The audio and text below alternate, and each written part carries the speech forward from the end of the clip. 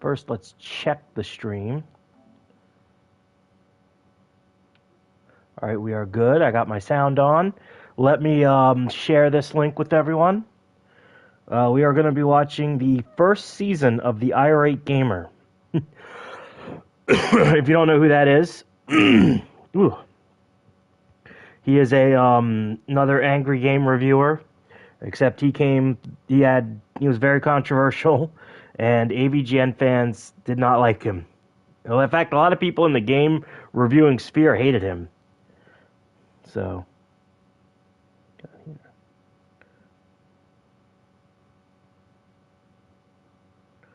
let everyone know that I'm streaming.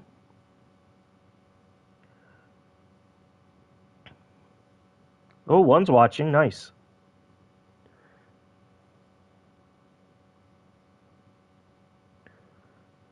So settings, go over here, go. I've been streaming a lot. Fake Deep, hey, what's up? Here we go again, CJ. Oh shit, here we go again. So, that in. Play that on my phone so I could read the. I really wish. Hey, Daniel. Hey, buddy. I really wish they'd just have like comments on the screen on the side like they used to. That was one thing I really loved about the PS4. All right, so this is Irate Gamer Episode 1, Back to the Future. Sweet! Oh, this really rocks! Uh-oh. Sweet! This is cool! D-Man, what's up? Salute. I just got done watching Back to the Future, and it is the coolest movie ever. I cannot wait to go home and play the game. Now it's time to pop this video game in and play the game. Now the first thing you're going to see is the I actually kind of like this game. The parts where you're running down the street are actually the best parts of the game, but the mini games are fucking horrible. Back to the Future logo. This is the last thing that's pretty much cool in this game. Look, it's Chris Boers. Hey, Metal You Mugen. start off in Hill Valley, and your objective of all things is going around trying to collect clocks, which has nothing to do with the basic plot of Back to the Future. But along the way, you're going to have all kinds of things to avoid. Way too many. There are things like trash cans, hula hoop girl, Based right-wing death squad Irate Gamer. Hey, Torch. benches, potholes, big Potholes. bullies, things that look like coffee cups. What the fuck? And these two guys I love his sheer confusion. What the fuck? I love that. that walk back and forth carrying a plate of glass, which seems to be invisible to the naked eye until you crash into it. By the way, what the hell are two delivery men doing out in the middle of the street with an expensive piece of glass anyway? Can we say lawsuit? Why do you keep hitting it? Now, if that still wasn't enough, there are these little annoying bees that follow you everywhere. And at certain points of the game, swarms of them come out and attack you at one time. Now, I wouldn't mind this so much, but these things were not even in the fucking movie. But there are so many bees in this game. You think Marty stumbled across a bee's nest or something. I mean, where did all these bees come from? Back to the Future Part 0? Marty versus the bees? I'd watch that. Not the bees! Ah, they're in my I don't eyes. think so. Now, when you're playing this game, you're going to see all kinds of crazy shit. Like, what game designer thought it'd be a good idea to place a clock over here? Does he really expect me to have some sort of disturbing death wish? Fuck! And I bet the idiot who designed this game has some sick, perverted pleasure in knowing that people are playing Hey, this Richard. game, getting pissed off, and he sits back and laughs his ass off. Now, the gameplay gets old very quick, and you have level after Jew Wario 6 feet below. Yeah, but Chris Boers is still standing. level of the exact same thing. Swerve around this, dodge that. In fact, there are very few useful items to use in this game. One of them is your skateboard. And when it does appear, it looks more like something that would kill you rather than help you. Now, even if you do happen to pick the skateboard up, Oh yeah, happy Easter, everyone. it's not going to help you out all that much. All it does is make you go faster. And that becomes a big problem, because there are so many things on the screen at one time that you're bound to crash and burn into. You can jump over stuff. Also, he didn't mention the bowling ball, because in this game, you get the bowling ball, and then you get the skateboard. And when you have both of them, it turns into basically a horizontal shooter. Something. It's funny. Oh, all right. Vertical shooter, my bad. A shmup. It turns into a shmup. At it. Why is Marty wearing a black sleeveless shirt? Shouldn't this be red? It's red in all the movie posters. Chris Bohr's Ghost. Yes, I've seen them. Happy Easter, aka Happy Jesus Day. Yeah, they're pretty funny. He and ever played Cannon Spike? I think I played that game. And it's red in most of the movie. Thank you. Sorry, guys, but you warriors in hell diddling and all. Yeah, Pepsi free. You want a Pepsi, pal? You're gonna pay for it. Sorry to be such a stickler for detail, but if we're going to slap the fucking Back to the Future logo on this game, shouldn't it follow as close to the movie as possible? It's gotta be a dream. I mean, geez, since we're throwing everything that's accurate in this movie out the window, why not give Marty a gun? It would make more sense for him to have a gun. At least give Marty a sporting chance to at least get through this level. You do have a gun. It's called the bowling ball, and you've never talked about the bowling ball, Chris. Hell yeah! There's the bowling ball right there. Time to get revenge on this hula hoop, bitch. Jeez. Now that's what I'm talking about. Now if you aren't hard of hearing, the background music of this game should be driving you to the point of insanity. Now it's not that bad, but for starters, this music was not even in the movie. Technically it was. It's a sped up version of Power of Love. There are videos where they slowed it down, and it's basically Power of Love. And because it's looped over and over and over again, it's gonna drive you absolutely Oh yeah, I heard that. Yep, they might investigate Warner Brothers. insane.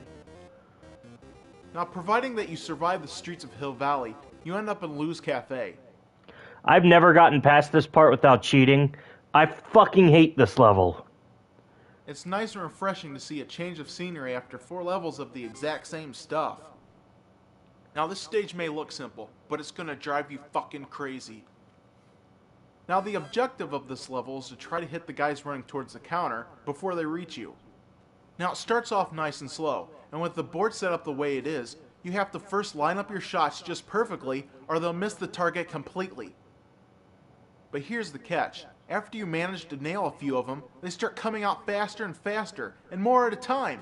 It becomes a shitstorm of biffs. Yeah, how did he clone himself? And I dare you to get past this level. No, wait, I fucking double dog dare you to get past this level, because it's fucking impossible. I can't do it. I've tried 50 fucking times, and I just cannot do it without That's a really hard and bullshit level. cheating. I don't know how this is not possible. It does, actually. Power of Love And I sounds managed nice to when hit slowed 19 of down. these guys, and that is absolutely trying my best at this level. But do you know how many you have to hit before advancing? 50. I can't even get half of that. And I thought it was 100. I didn't know it was 50. Irate Gamer. Is a PS5 worth getting? I'm intrigued now. I like it. There's not many games for it. But I really like it. they want me to hit 50? Who the fuck was designing this thing? The only thing I don't like is that you don't have a lot of indie stuff on it. The only thing I don't like is you don't have a lot of like Paper Mario game called The Unbound Ghost. I'll have to check that out. 4 years, no games. Yeah, they're starting to get some games. We're getting Street Fighter 6, Tekken coming out next year. We got there's a few, but yeah, there's not a lot. I might get Dark Souls and try that out. But yeah, there's no themes. I had like a bunch of themes on my PS4, like a Senran Kagura one, a Pac-Man one, but you can't use them on here. It's stupid. Multi-platform. There's not Oh even yeah. 50 stages in the game of Super Mario Brothers. There's not even 50 weapons in the game of Legend of Zelda. Demon Souls remake is shit. Get your console. Get good. That's what Nintendo works on, exclusives. How is this a comparison? You rather say you have to kill 50 Goombas in a level. Love the Dreamcast. 80% of the got ported to other systems. Butchered art design, the remake. And there's not even 50 stage bosses in the games Mega Man 1 through 6 combined. Actually, there is. Let's do the math on this. Mega Man 1 through 6. All right. So, let's calculator out. Let's see. Calculator. So, Mega Man 2 through 6. You don't like Soulsborne. So, it's 8 times 5. 40. Then plus 6. Oh, he's right. Just barely. 46 bosses. That's pretty cool. The last time you streamed Bug Skeleton Mechanics. Yeah, well, I can always try. I have a few souls. I have Bloodborne and stuff. So why the hell do you have to hit 50 of them to You just gotta be patient. advance? It's just utter complete bullshit. Bop. You heard Skies of Arcadia is getting a remake. Nice! Yes! That's what I like to see. Skies of Arcadia is good shit. I have the GameCube version. If you don't hit 50 of them, what do you think would happen? You get to try again, right? Wrong. Instead, they send you back to the beginning of the previous level. I also heard we're getting a Persona 3 remake and a Jet Grind radio game. Also D2. D2? Fucking A. Yes! If that happens, I will stream it. Hey, Polywolf. So bad, it makes every movie Yeah, if they ever release D2, I'm streaming that shit. that Mariah D2 is fucking great. Carey made look like a fucking masterpiece. This game is so bad, I wish I could just go back in time and stop it from ever being created. Ooh, that is a controversial line. James Rolfe used a similar line in his Back to the Future review. But I think he said, I wish I can go back in time and prevent myself from playing it, but it's really similar. He does it again in the Ninja Turtles video. Hey, that's an idea. I think I'll do just that. I do like that he actually goes back in time and kills the head of LJN. That's pretty funny. Making a new Lunar game? Nice. Oh, I'm gonna get fucking claimed. Angry video game plagiarist. He actually released a video not too long ago, a few years ago, where he actually sat down and talked about his controversy and everything. It's a pretty good watch.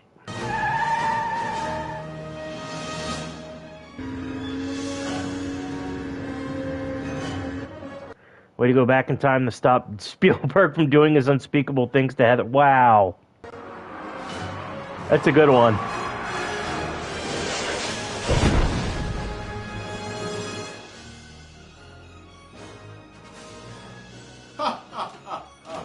You tell Mr. Silvestri I'll handle all the Back to the Future games.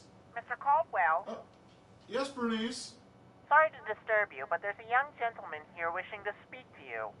Oh, go ahead and send him in. Poor Heather, yeah. That's the guy I'm looking for. Jesus. He shot him in the fucking looks like head. I saved the day. What the hell? Oh, shit. I altered the timeline. I don't exist in this timeline. No! Jam. He jammed the instrument. God, this game sucks. What a hey, Warriors of the Shire. Why couldn't they make a cool game like Back to the Future? It was a cool Heather got screwed over like that one. Yeah. movie. I don't know how you could fuck something like that up. Stupid games.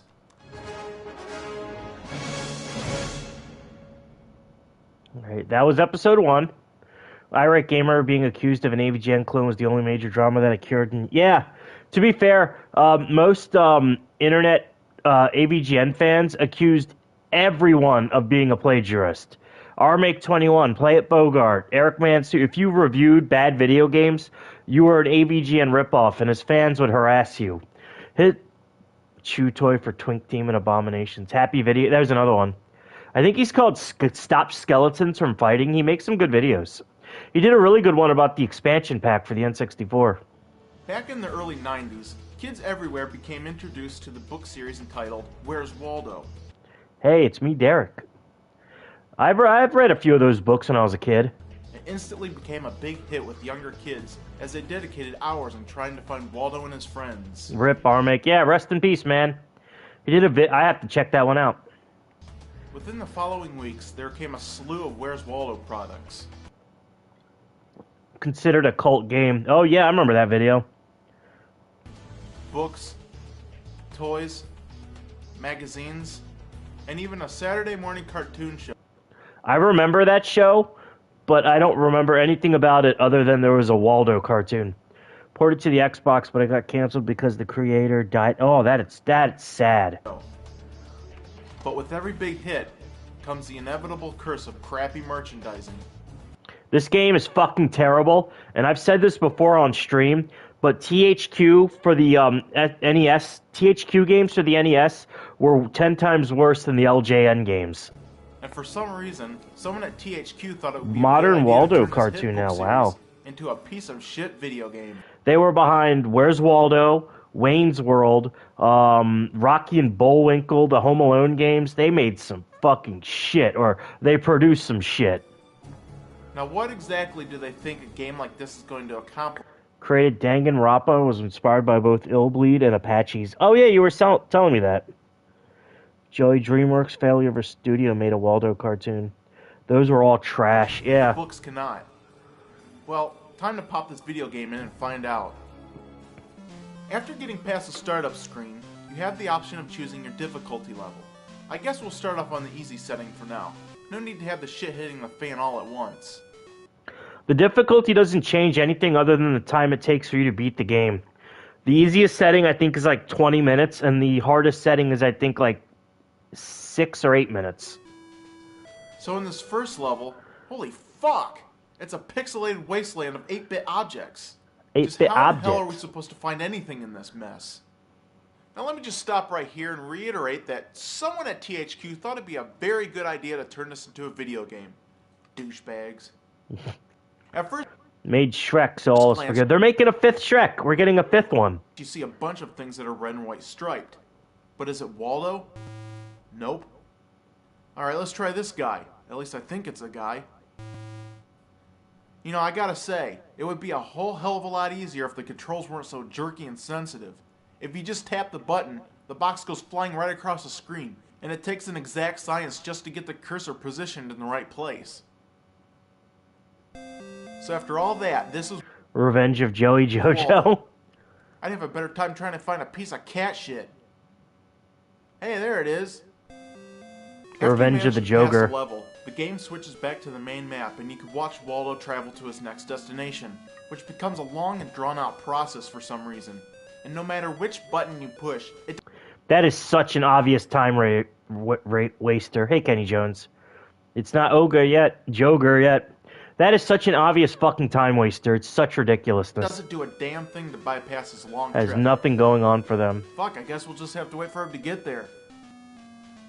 Simply because Puss in Boots 2 was good and made a bunch of money. That's good.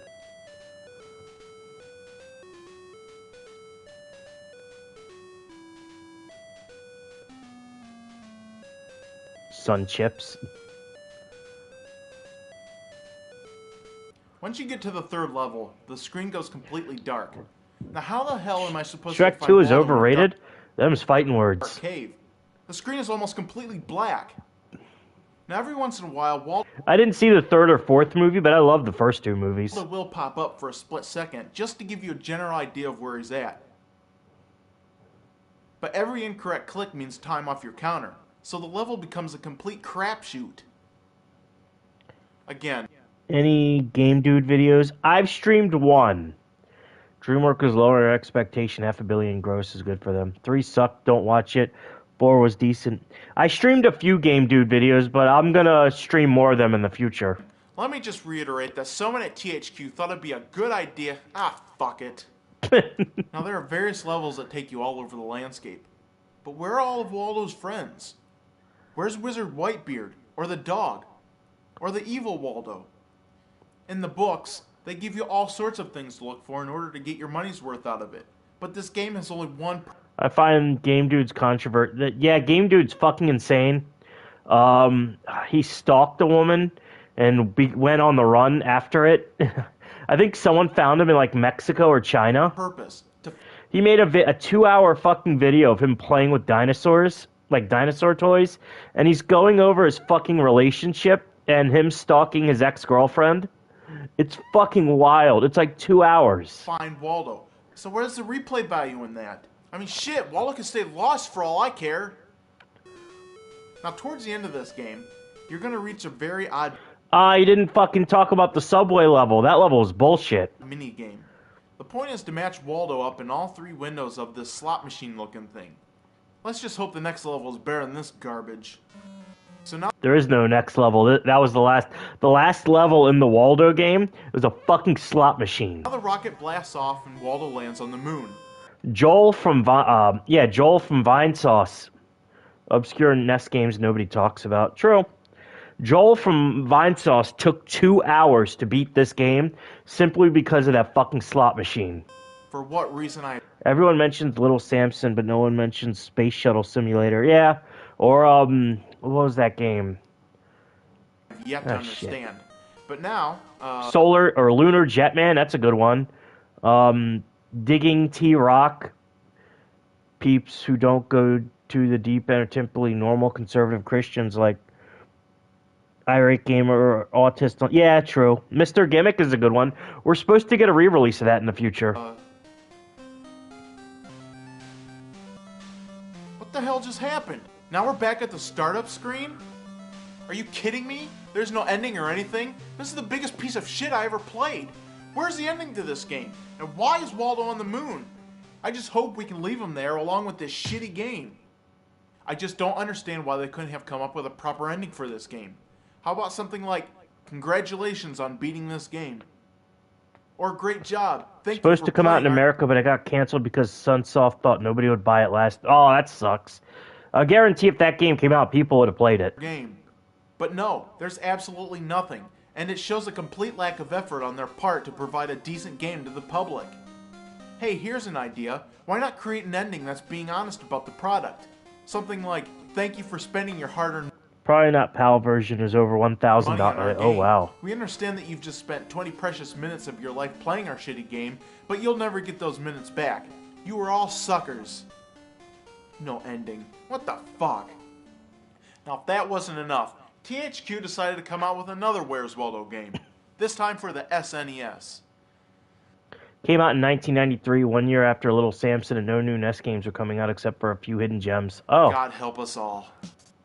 I'm always surprised at how long the NES lasted. Like, the last few games were released in 95. Now this game is entitled The Great Waldo Search.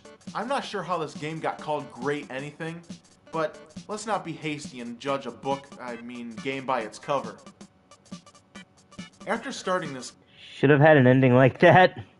That came out after 1990 is over $100 now. That is insane. right away you'll 1999, Joey, they had a few Japan-only exclusive. Yeah, they had a bunch. Super Nintendo was like that, too. I think the last American game came out in 1998, and it was Frogger. see a vast improvement in graphics. It's absolutely The last Super Nintendo game that came out in Japan, I think, was like 2004, 2003. amazing compared It to was the a original. text adventure game So for the maybe this could turn Satellaview. out to be a decent game I think. after all. You can tell that these stages have been totally revamped from the NES version, and things look so much crisp and clearer. One thing I'm surprised is Kirby's Dream Land 3 was the last Nintendo game for SNES, and it came out October 1997. Almost a year after the N64 came out. That is wild.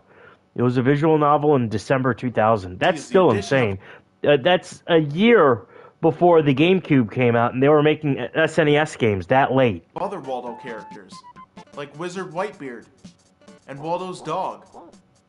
I can honestly say that for the first 5 minutes I was playing this game, I was mildly entertained. But I gotta say, the novelty of this game just wore off really quick, and my irate nature was running on all 4 cylinders. After you complete the second level, the game ends up becoming very repetitive, and your search becomes very boring. If I recall, it only came out because it was in development hell for like 3 years, and Hal wanted it to get out while it still could. Wizard Whitebeard versus Aryan Ascendant. Fire Emblem game for the Super Famicom that released in 2000. Wasn't discontinued in Japan until 2003. I really Wow. think that this would have been better if it were a side-scrolling adventure game. At least there'd be a lot more to do. Now after you get done playing for about 10 minutes and completing 5 different levels, the game ends. Now wait a minute, so you mean there's only 5 levels in this entire game? The original Nintendo version had more levels than this. So let's quickly do the math here. Now if you remember, NES games purchased back in the day ended People consider the Super Nintendo the greatest retro console ever made, so it's understandable why it lasts. Yeah, up costing around $40. So if there's only 5 levels in this game, that means you're spending $8 per level. What a fucking ripoff! It's pretty much a slap in the face when you have other NES games like Super Mario World that have a total of 96 levels to run around in. Super Mario World doesn't have 96 levels. It has 96 exits. So, and multiple levels have multiple fucking exits. NES games that were like 70 or 100. As wow. well as Donkey Kong Country, which has... I know some SNES games are 100. I think the Super FX games, Sega had a $100 game, Virtual Racing. It's close to 100 very complex levels to explore. So you know damn well they could have made a Dragon lot Warrior more levels for us 4 to explore. was 100 when it came out. Makes you Wow. wonder how quickly they slapped this game together in order for them to sell it to Earthbound was 80. Jeez. kids who are I think Earthbound also came with a massive strategy guide. hoping that they just purchased a great game. Like it just so happens to say in the title, Great Waldo Search. Great Waldo Search? What a great load of shit! Now after playing these 2 games, I don't care where the fuck Waldo is. But if I end up finding him anywhere near my NES system again, I'll fucking rip his hands off and shove that fucking cane up his ass. The best strategy guide for any game ever. That was, yeah. Do Wow. yourself a favor and avoid these games at all costs, because there's only one thing to do with these games. If you have a strategy guide alone, it's worth $250. Damn. That's right. Fucking shred the bastards. I'm glad Nintendo re-released it. Was that a SpongeBob sound? It sounded like one. Imagine Irate Gamer going full skinhead and going on a hop and stomp on a driveway. Imagine American History X, but instead of, what was it, Edward Norton, it stars Chris Bores. And he's doing his Chris Bores voice. I don't want this Jew in my house. What the hell? That's a little creative.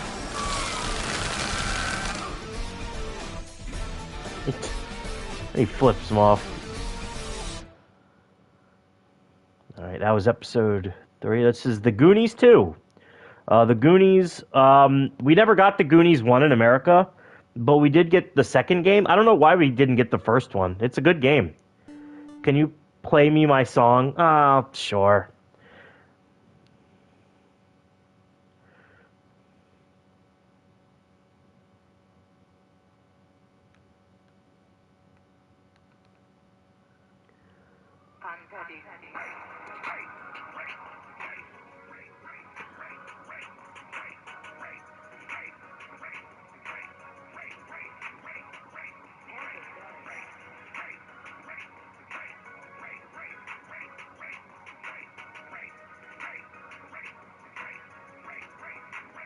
No, anytime, Stefan.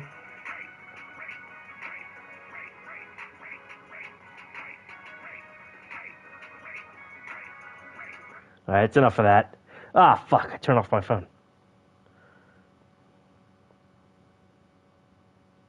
Turn down the volume. Go back to the stream.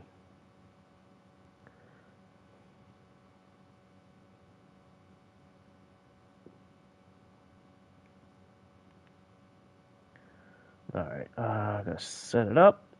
There we go. This is his review of Goonies 2. Released by Konami. Goonies 2. Now this is a game I remember. Konami had some weird fucking licenses back in the day.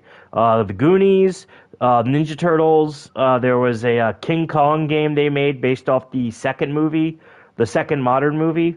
Animaniacs, Tiny Toon Adventures, Truny's Two Genders. Finally playing when I was only about 8 years old.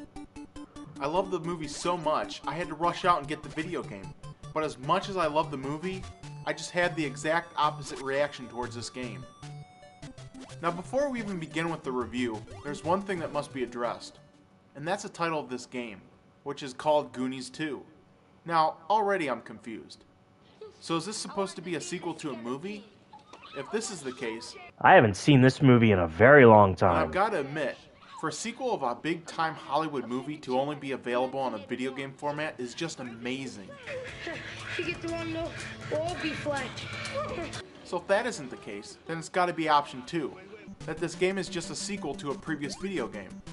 So if there is a Goonies 1 video game floating around out there, then I insist on playing that one first.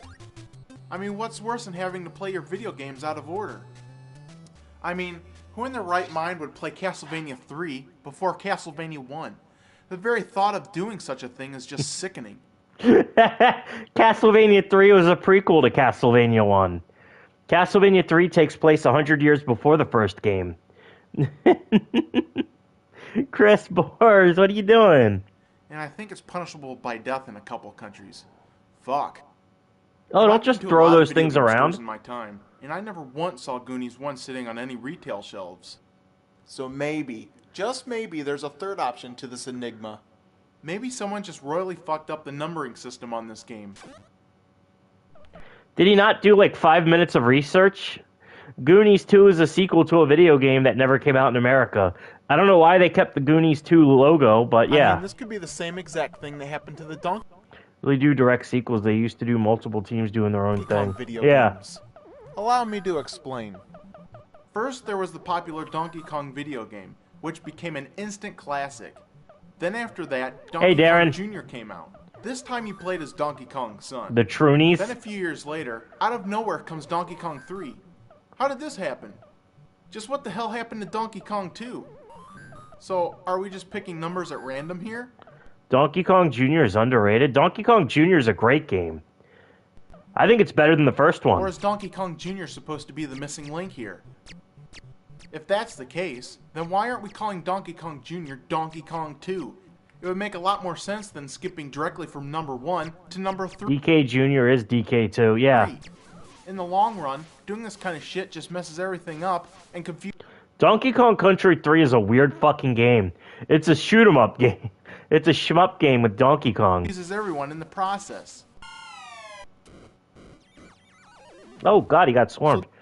If you want to witness how terrible the VA they got for Super Mario Brothers movie. Donkey Kong 3, not Donkey Kong Country 3. Full movie on the... Oh yeah, I saw that. Now it's time for us to answer this question. What exactly is the real reason for calling this game Goonies 2? Well, there actually was a Goonies 1 video game. Oh, he fucking finally. And this is the sequel. But guess what? The game was only released in Japan. How come it always seems like we're getting fucked in the ass when it comes to game selection here in America? Talk about a shitload of shit. I mean, he is right. We do really get... Especially if you collect, like, hated Jack Black as Bowser and Dude Weed Lamau as Donkey Kong. Really, a lot of people really like Jack Black as Bowser. I'll check the movie out. Yeah, if you collect, like, Sega Saturn or Dreamcast games... Yeah, you're getting fucked in the ass. You're not getting any of the good games unless you import. Now, when you first start Goonies 2, you'll see the bad guys from the movie appear. And they'll tell you that they've broken out of jail and kidnapped I your friend despise Annie. Jack Black. Annie? Who the hell's Annie? Was she in the film? Annie, are you Well, okay? I've got the DVD, Are you okay, and I know Annie? for a fact she's not in it. So now it begs the question, why does Mikey have to rescue her? Doesn't this town have any police officers to do this kind of work? And during the game, you also have to go around... It's okay in my opinion. Seth Rogen, though, can go into the chambers below. Ultra 3W. He can't control himself. I know that he and that dweeb, Howarth, made his gay-ass Bowser singing scenes. I despise black nudes named Jack. Alright, Daniel. Teen Titans Go, retards home. Did they really? I saw my nephew was watching Teen Titans Go the other day when I went over to my brother's house. That rhymed. Seth Rogen can get... lynched to death. Jesus, Darren. How the hell did they end up getting kidnapped? You know, a little backstory would have helped here, because this video game storyline is more confusing than the fucking title. Now, Goonies 2 is a very hard game to play. No, let me rephrase that. Goonies 2 is a very hard game to figure out. First off, there are no stages or levels to advance. And you just have to wander around... Fucking safe in the licensed music sequence would Take On Me or I Need a Hero... Just DreamWorks tier. Aimlessly collecting items and trying I'll to figure check it out. out. It looks good. Now the main thing you'll It is an Illumination movie, and they basically make like bottom of the barrel stuff. be doing in this game You can kind of tell Nintendo basically had a gun pointed at their back the whole time. is collecting. Rogan deserves the oven. He fucking ruined Green Hornet. I forgot he made a Green Hornet movie. There was a Final Fantasy VII movie with Seth Rogen playing Cloud and Lizzo playing... Ew. Items like a hammer. Don't give Hollywood any hints, dude. Glasses. And using them in rooms like this in order to find hidden objects. So this game is a mishmash of Metroidvania and point-and-click adventure. Popular than DreamWorks. And that becomes a whole long process too. Anything here? Nope. Okay, let's try the hammer on this wall. Nope. Love the Green Hornet movie. I probably hate it now. Seth Rogen ruined everything he's ever been. Absolute cursed goblin. Both owned by the same company. I did not know that. I saw the Green Hornet movie in theaters, and I don't remember anything that happens other than Seth Rogen was the Green Hornet, which is fucking stupid. Now how about this wall? Dude, weed! Okay, let's try this room. What the fuck? It would be more enjoyable to rip the I saw Sausage Party. That movie was fucking terrible. That may be one of the worst movies I've ever seen. hair out of my ass than to play this game. Dude, weed! Now, most of the time, using your hammer on Yeah, Sausage Party might be the worst movie I've ever seen. these walls reveals huge doors behind them. Was his I guess manslave? whoever put up the drywall in this house really fucked up big time. Now look at here. Ready to rescue. You're braver than Brand? What the fuck is that supposed to mean? I can honestly say I've never heard this term used in my entire life. Oh, this game pisses me off. But let's talk about these rooms for Seven Heaven, Cloud and Aerith. Marry Your Own Porno starring Seth Rogen. Never forget Santa Inc. trailer. Seth, more kids believe in Santa than the vaccine or the Holocaust. Good. Sausage Party is one of the worst movies up. It's up there with Beowulf and Prometheus. a second. I've never seen Beowulf. No, wait. Yes, I did. I saw it for school. It was CGI or some weird shit. And I saw the Prometheus movie is really weird. Is it a prequel to Aliens or is it not a prequel? Does it take place on the same planet? They showed the fucking space jockey. I was like, what the fuck is this? Time they don't even make no sense at all. Now when you push the up button on your control pad, the most logical action would be for your character to move forward. But sometimes pushing up on the control pad moves you backwards right out of the fucking room. That movie blows. I mean, come on. Done by the Monster House and Polar Express style of animation mocap. Do I have a certain IQ to understand how deep Prometheus? Can we at least keep some consistency in this game? But that's not all that doesn't make sense. On this screen, you'll see a gaping chasm to the right. If you fall into it, you die a horrible death. Now wait a minute. Over here's a ladder Beowulf bomb Neil Gaiman is a leading hack. down to the next screen below. The exact same location where my character just died. I mean, there's nothing dangerous down here but another floor. I'm not sure why. The mocap stuff they used for Polar Express was used for the cutscenes in Rule of Rose. Wow. Your character just can't fall down to the next screen below. That's actually really cool. Deconstruction of the hero archetype. Fuck off, Gaiman. Neil, that's the comic book writer, right? Neil Gaiman? Lines in this game that you'll have to end up climbing. But the downside is you can't use your weapons while you're on. I remember they made a Netflix version of, I think, Sandman. I think that's what it's called, Sandman, right? And he had a black woman play the death character. But when he made a audiobook version of it, he had the same character play. He had the same character played by fucking Kat Dennings. And it's like, why didn't you just have her fucking be? Why did you just have her play in the Netflix version? On them. So when a It's a bird fucking or hack. enemy is coming His at you, brother's you chill just gotta though. sit there like a bitch. Ron Howard is overrated. Stan Man. Oh yeah, Ron Howard. Yeah. Take it. Clint Howard's cool. He's in a lot of like obscure movies, and he was in that shitty horror movie, Ice Cream Man. My ex-girlfriend, she had a bachelor's degree in medieval literature. What the fuck? Now, another thing that doesn't make any sense is when you die, you end up losing all the He was in House of the Dead, the movie. I saw that movie, and I forgot he was in there. keys you've collected. He's in a lot of stuff. I'm not sure why they chose to do this, but it just pisses me off when I really need one. Damn it, I just had 6 keys a minute ago. One of the greatest things about this game is We walked out halfway through Beowulf and had angry sex the second we got home. She was fucking furious.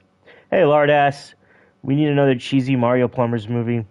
I remember seeing it in theaters when it came out. Man, to say I was disappointed when it is an understatement. Liberty that movie takes on Beowulf made me angry.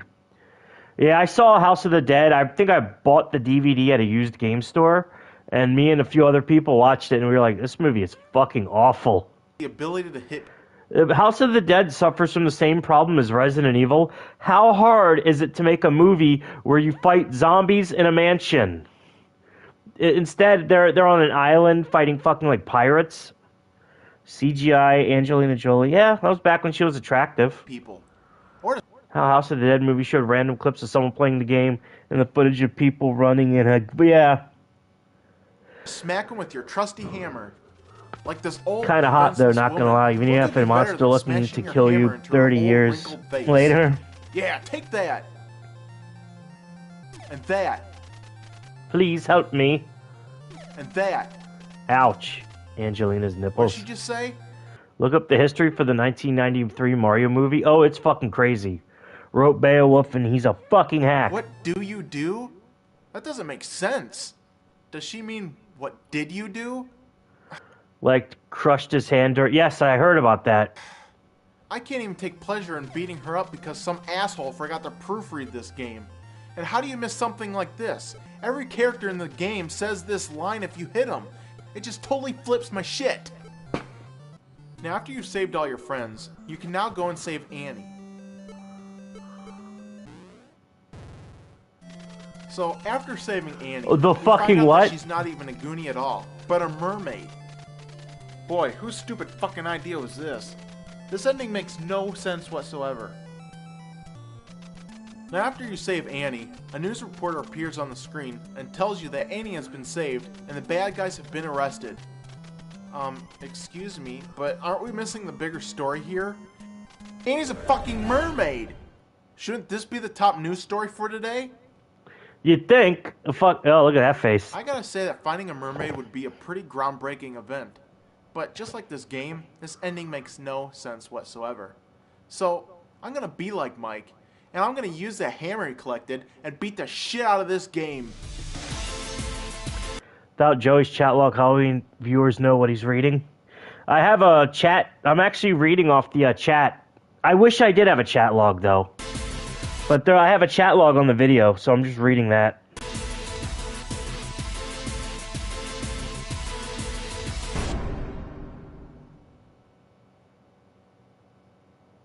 Joey knows. Joker knows.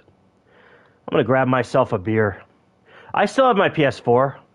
Missed like 2 or 3 words in each comment. I can always go back and read them, though. That's why I have the video open on the... I have the video open on my phone, and I can just read the old comments that I missed. I still have my PS4, too. I heard you can take the hard drive out of a PS4, and it'll expand your memory. I'm going to look up how to do that.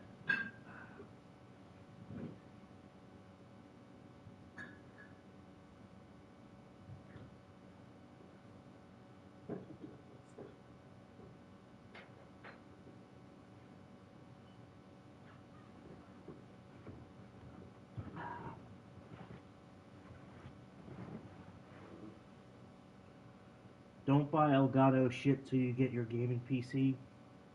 Is that Elton John in your profile picture? You have saved $600. Build that. Yeah. PSN is PS4 is a decent system. PS5 not so much. Time Joe girl on the internet. Looking like an Aryan. Right. Another Konami game. For PS4 is $5,000. Oh, that was a game only released once. Stream VR. All right. Is it possible for Mission Impossible to possibly be a good game? Possibly. But fucking-absolutely not. This game sucks ass! To see why I'm so pissed off, let's start at the beginning. Bill Hicks. Your mission if you choose to accept it. Famous words, but it's really Your mission should you decide to accept it. misleading. I mean, they really don't give us a choice in the matter because you can't choose not to accept it. Now, there are 6 levels in this game. If they gave us the option of selecting any of the stage missions at this point, then this statement would have been more accurate. And why not set up the game this way? All the Mega Man games have a mission stage select screen. Get good reviews? No, but he's certainly good at getting into kids. Slams cartridge. Can you, Wario, get good reviews? Nah, but he's certainly good at getting into kids. Fuck it. And look at what a hit that turned out to be. Now, if you bothered to read any of the storyline, your objective is to save Dr. O from a criminal organization. So after you get your message, it says it will self-destruct in 5 seconds. Well, ain't that cute. Whoa, AVGN actually stole that joke from Irate Gamer. There's a video where AVGN did a live stream on Sandy Hook. Holy shit. There's a future video, I think it was released like 2016, 2017. Famicom and Rider movie, since you love Jew Warriors. I'll have to check that out. I didn't think that got released. But yeah, James reviewed the Mission Impossible N64 game, and the fucking soundtrack blew up his PlayStation 1. Well, motherfucker. Now, after you get done replacing your Nintendo system, it's on to level 1. You begin the stage in the middle of the street. And for some reason, you'll be staring down at the character's head and shoulders the whole entire time. To me, it's kind of an odd camera angle to get used to. One of the first things you'll notice is that innocent civilians are walking down the street. But don't dare lay a finger on them or else this big helicopter will come in and take your ass away. Yeah, you're a special agent. You're not supposed to just kill random people on the street, Chris. Indeed, it's funny at first, but it soon becomes a pain in the Is in for like 5 minutes and they stitch together sound bites from Jew Warrior. Get the fuck out of here. Holy shit. ass because you don't know who's going to come after you and who to go after.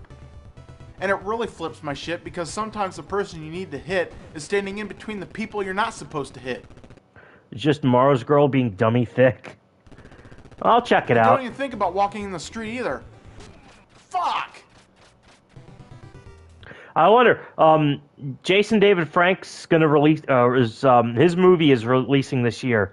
I wonder how much footage they had to cobble together a movie. Cave troll thick. Because he died before the movie was released, and I'm gonna check it out, but I wonder how much of it is like actually him in the movie, and how much is like just random nonsense they cobbled together. The character setup is kind of unique. You have 3 characters to switch between, and each one of them has their own weapons and special abilities. But the downside is that they start with very little energy, and each one of them has only 1 life. If they didn't have a lot of Jason David Frank footage, they should just have Brad Hawkins play him.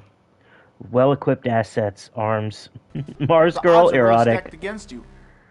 Now, if you think this is just a normal side-scrolling beat-up-the-bad-guys game, then guess again. Well, it's not a side-scrolling game, Chris. It's a top-down adventure game. Mars Smash. In each of the levels, you'll have to go around fighting off enemies while solving puzzles in order to advance in the game. Like in the first level, your main objective is to find 5 Mars of these Pass. switches and turn them in off position. Now that should be an easy task, but it's far from it. This level is fucking huge, and the game developers jam-packed every screen with a shitload of enemies ready to... I mean, it's a Konami game made in the 80s. Their games are really hard, especially the American versions. cap your ass at every turn. In other words, expect to die often. And let's just talk about what happens after you die, because that's a whole nother thing that pisses me off. After losing your last life, you'll end up on a screen that will let you continue or just get your password. Now, if you choose to continue, you don't get to start where you just left off. Instead, the whole entire level resets OG Metal Gear? Yeah. itself. Well, again, it was made by Konami. So that means I've got to start all the way back at the This reminds me more of Snake's Revenge, and I'm pretty sure the same group of people worked on it. beginning of the level, recollect everything I've picked up, and also have to do everything all over again? What a shitload of fuck! Uh-oh, he said that in the Irate Gamer DVD. Yeah, Chris Boers released the DVD of his, you can't get it anymore. But he actually censored this line and said, what a fuckload of shit or something. He changed the shitload of fuck enough line. of this bullshit. It's time to get on the internet to find some passwords. You cheated, now, show if us you your decide hands. to cheat or manage to pass level 1, you end up on level 2, which takes you on a boat ride from hell. The controls are a little jerky here, and the stage He cursed. My mommy said not to cuss, and I hate cussing, though, too. is jam No, he changed. I don't know why he changed it. obstacles just like level 1. Was when his grandma farted so loud it turned the lights off. Oh, yeah. Did. Yeah, I read his book. That's an interesting book. There's also a lot of enemies We're the bottom of the totem pole. The balls on the dick. that'll be following you Balls and trying on to the kill dick. you in the process. Balls on So the it looks dick. like we're going to have to go turbo for this round. Okay, here we go. That's actually better controller than the NES controller. I don't know why they made it like a block. money back then, publishers would commission sequels and not tell their creators, i.e. Kojima and Kamiya. Yeah. Kojima didn't even know they were making a second Metal Gear game until someone on the bus told him. That's what made him want to make Metal Gear 2 Snake's, or Metal Gear 2 Solid Snake, which is a good game. Well, this is fucking pointless. They only let me fire off 3 bullets at a time. What a ripoff!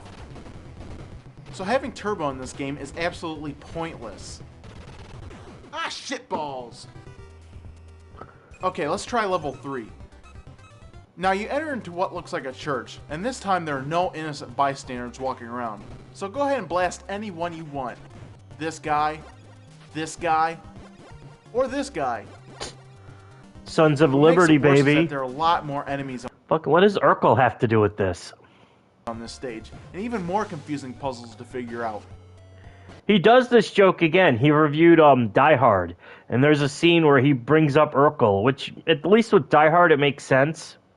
Church scene from Kingsman. At least with Die Hard, it makes sense because the dad from Family Matters was also in Die Hard. It wouldn't be a bad game if it wasn't so damn hard.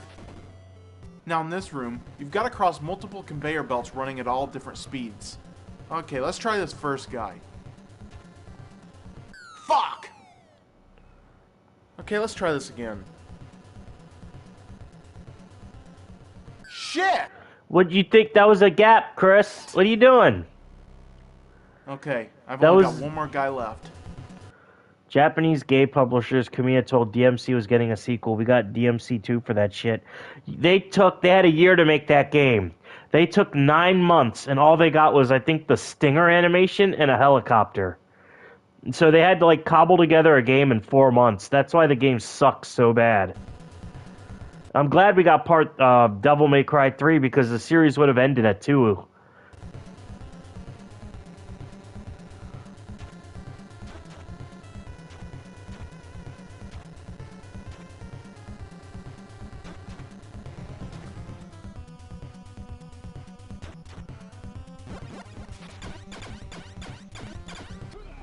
Oh, that looks Shit. annoying. I'm just so pissed off right We still had this shit till they slowed down the 2010s because it wasn't sustainable to just randomly lob your IP to some random now. developer. I Yeah. just cannot continue the review. My head is spinning and I feel like I'm losing my mind. Just do me a favor and stay away from this game. Because the only plus side is that it actually lives up to its name. This mission is truly fucking impossible. With that being Skill said, issue on Irate Gamer, or Dante's outfit is the best thing in DMC 2. there's only one more thing to do. Send this thing back to hell where it came from.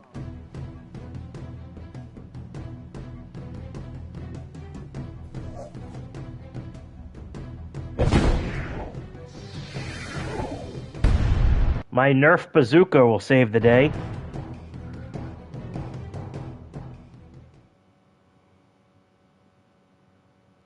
Looking at European fashion labels for Dante and Lucia's outfit. I heard that.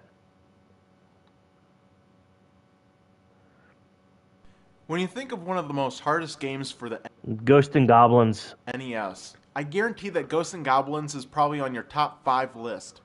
If not, then it's time to make some room, because we're busting this game wide open. Now before playing the game, you're shown some backstory.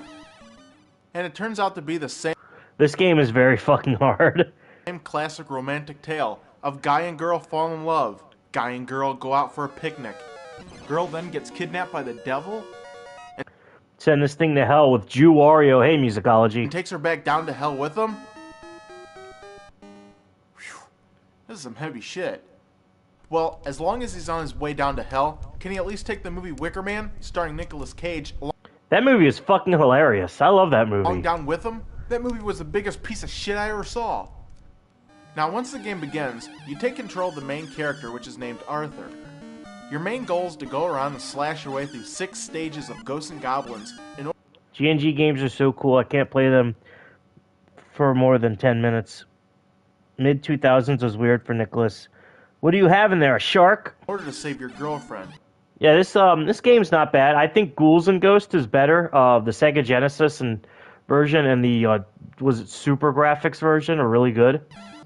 But here's the downside. Hey, Wonder Waffles. Every time I go to fuck out, I have to pull Legos. Ew, what the fuck? And this one's a doozy. Get hit twice, and you become maggot food. Shit! Now, avoiding to get hit twice shouldn't be too much of a problem, but it is. Hey, JoJo. The levels are huge, they're hard, and they're filled to the brim with a fuckload of enemies. I mean, look at this shit. You aren't even given enough room to breathe. Now, the first time you get hit, your armor will fall apart, leaving you to defend yourself in your tighty whities. Technically, he's wearing boxers. Your only chance now is to hope that these demons will take one look at you and double over from laughter. But I assure you this game is no laughing matter. In fact, it's quite the opposite. Alright. Wow. But my main beef is this fucking suit of armor. Armor made out of metal should be durable enough for any battle. And for one hit by a demon to totally destroy it is complete utter bullshit. Now each time you start a new life... You notice, he went from talking about the NES version, and now he's going to show footage from the arcade version. We will defend ourselves. So the rest of this review, this is footage from the arcade version of Ghosts and Goblins. The screen will side-scroll past every level that lies ahead, as if to mock you. Face it, Arthur. You'll never get this far. Ever tried Costco food? I think I had Costco hot dog once. It was alright. It came with the soda. Ghost and Goblinos. Excuse me. I think I had a root beer with Along it. your journey, you're going to encounter a lot of enemies, each one more powerful than the next. You ever tried IKEA food? It's like weird Swedish food. So, count on cheating if you intend on seeing anything past level 1. Pizza are the bomb Because there's diggity. nothing, absolutely nothing. I never in had this game that will Costco help pizza, you but I'll against try it the out two one hits and day. Your dead bullshit. That means no magic mushrooms, no red hearts, not even a fucking power pellet. But what they will give you is a lame-ass fireball weapon. This piece of shit is awkward to use. To quote James Rolfe, get the knife. Get the knife. Get the knife. And it'll hit The knife truly is the best weapon in this game. You have to, man. your target 1/4 of the time. If you see it, just avoid it. And another thing I don't understand is that sometimes enemies will drop little bear statues that give you Alright, so he's back to showing the NES version. Alright. points. Points? Is that really necessary? For God's sake, I've got to worry about zombies, bats, demons, warlocks that'll turn you into a He keeps switching between the NES and the arcade version. frog, demon knights, plants, dragons, ogres, ghosts, goblins, rancors, skeletons, and they want me to worry about some fucking point system Rancors? too? How the hell's that gonna matter once you save the princess? It won't, so fuck the point system. Well, it gives you a high score, and you can type your name in, and then boom, people in the arcade will know that you beat Ghosts and Goblins with the best score, which is not an easy feat. I'm really wondering what kind of age group this game was intended for, because if I can't get this far, Look at his fucking lives when he plays the arcade version. Look at his live counter. It's like through the whole screen. how is a young kid gonna do any better? Well, that's why I invited my little cousin Joey over to see what he thinks of this game. What the fuck? How you doing, Joey? I Hey. like games. I like games. Ghosts and goblins. Ghosts and goblins. Alright. Okay.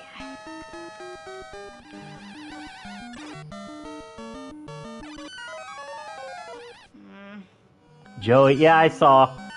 Yes, I played video games for Chris Bores. Got a good port on the Game Boy Color. Yes, I have that version on my Famicom Mini. It's a lot of fun. They also got a decent port of Ghouls and Ghosts for the Game Boy. Knockoff of Shit Pickle? I don't know. I don't like this game. This game sucks. Oh, it's not Joey, it's Empty Hero. This game sucks. Fuck this game. Well, thanks, Joey. Now, once you pass level 1, you find that each stage is harder than the next, if you can believe that.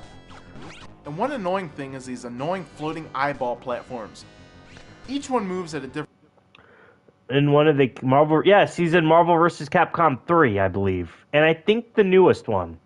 Goodbye, Cousin Joker. speed, which makes moving from one to the next very difficult. He's a lot of And fun if to you play don't as. jump in time, you'll be knocked off your platform completely. You can also play as Red Armor, I think. Yeah, Red Armor, the demon from Demon's Crest, and the Gargoyles Quest games. which is cool. Damn it! Demon's Crest So, is if you're really lucky fucking enough good. to survive the onslaught of enemies, you'll find yourself at the end of Stage 5 to fight off 2 giant bats. Now, once you defeat them, it's on to the last battle, right? Well, you better have been lucky enough to find this special shield, or you ain't going nowhere. In fact, you're going right back to the beginning of level 4. Yes, you heard me correctly. Back to the beginning of Stage fucking 4. Now, once you find the shield and make it back, then it's on to the final battle. And this is it. The war between good and evil and... Oh, he has an invincibility cheat too. He's taking multiple hits and not losing his armor. Chris Boers, you cheater. Zeus. A battle of wills. You cheated, a battle Chris. Of wits, Show me your hands. and a battle of... This room is an illusion. A trap devised by Satan. And now they sent me back to level 1 to beat this game a second time? Fuck! Damn. Densetsu no Starfy for the GBA. I recently saw won a Japanese online auction that included all 3 games. I played Staffy's Quest, I think it was.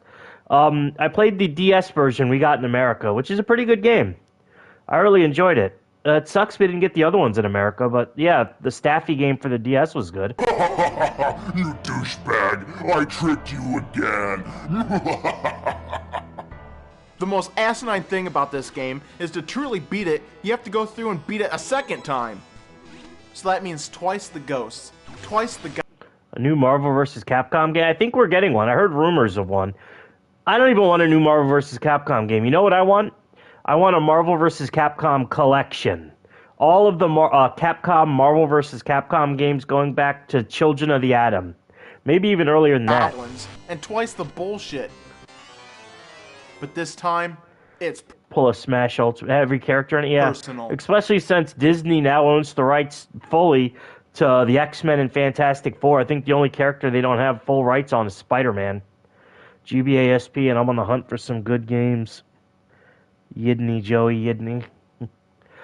Good game, Polywolf, Boktai, the Mega Man Battle Network games, Sonic Advance 1, 2, 3, Sonic Battle, some Yu-Gi-Oh games are pretty good on it. The Shaman King games were really good, Castlevania clones, Ninja 5-0, Richard Russell, Mother 3. Yeah, Richard Russell says Ninja 5-0, Mother 3, Sunlight. People hated Boktai because you had to go outside and play it. And now one of the most popular games is Pokemon Go. Rhythm Heaven's good. Wario Land 4, WarioWare. You got the Overclock remake of this fucking song. Nice.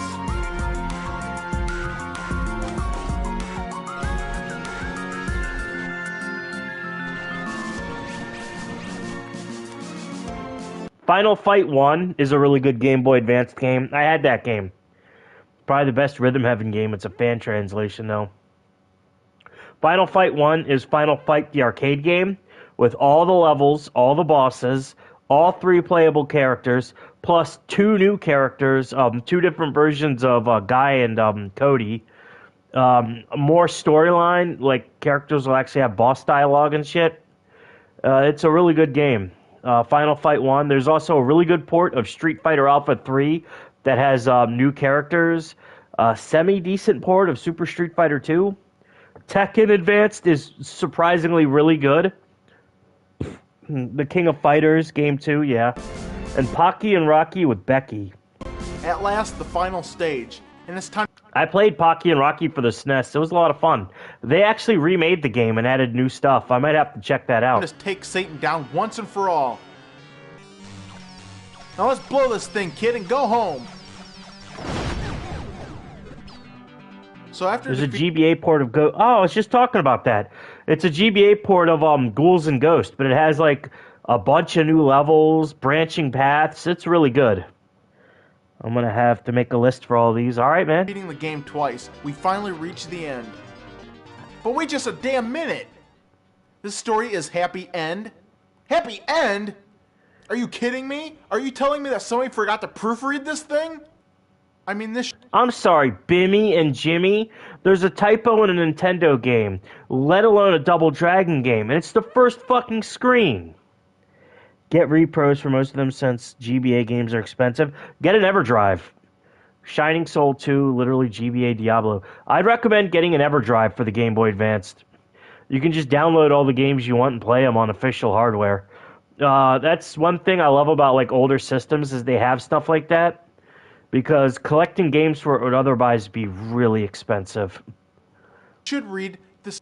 There's one for the Neo Geo, which honestly is tempting me to buy a Neo Geo. Story is a happy ending. And I'm pretty sure congratulations has an S at the end. And with only 4 parts of this game requiring text, how the fuck does this even happen? It was super easy to burn. I got little Samson Repro for $20 that plays on the Dreamcast. Nice. Yeah, I have a few burnt Dreamcast discs. You can't even enjoy your victory. I must quit smoking. Well, that's it. I cannot take any more. I've had enough of this. Should have hopped on the GBA train earlier. I regret selling a lot of my GBA games. I wish I still had it. I had an Onyx Black one. Entire game console libraries on burned Dreamcast Fucking discs. game. It's time to send you I was playing JoJo the other day on my Dreamcast. back to meet your maker.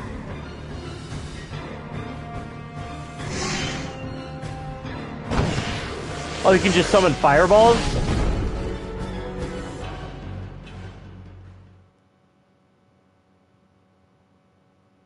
I love the cheap video effects he has in his videos.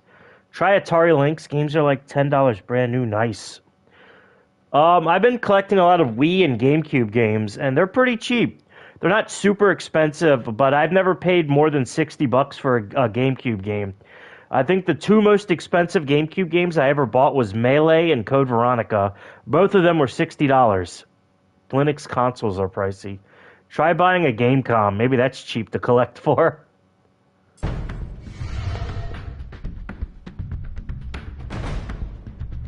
The Irate Gamer. This is his Jaws video. Jaws was an LJN video game based off the 4th movie.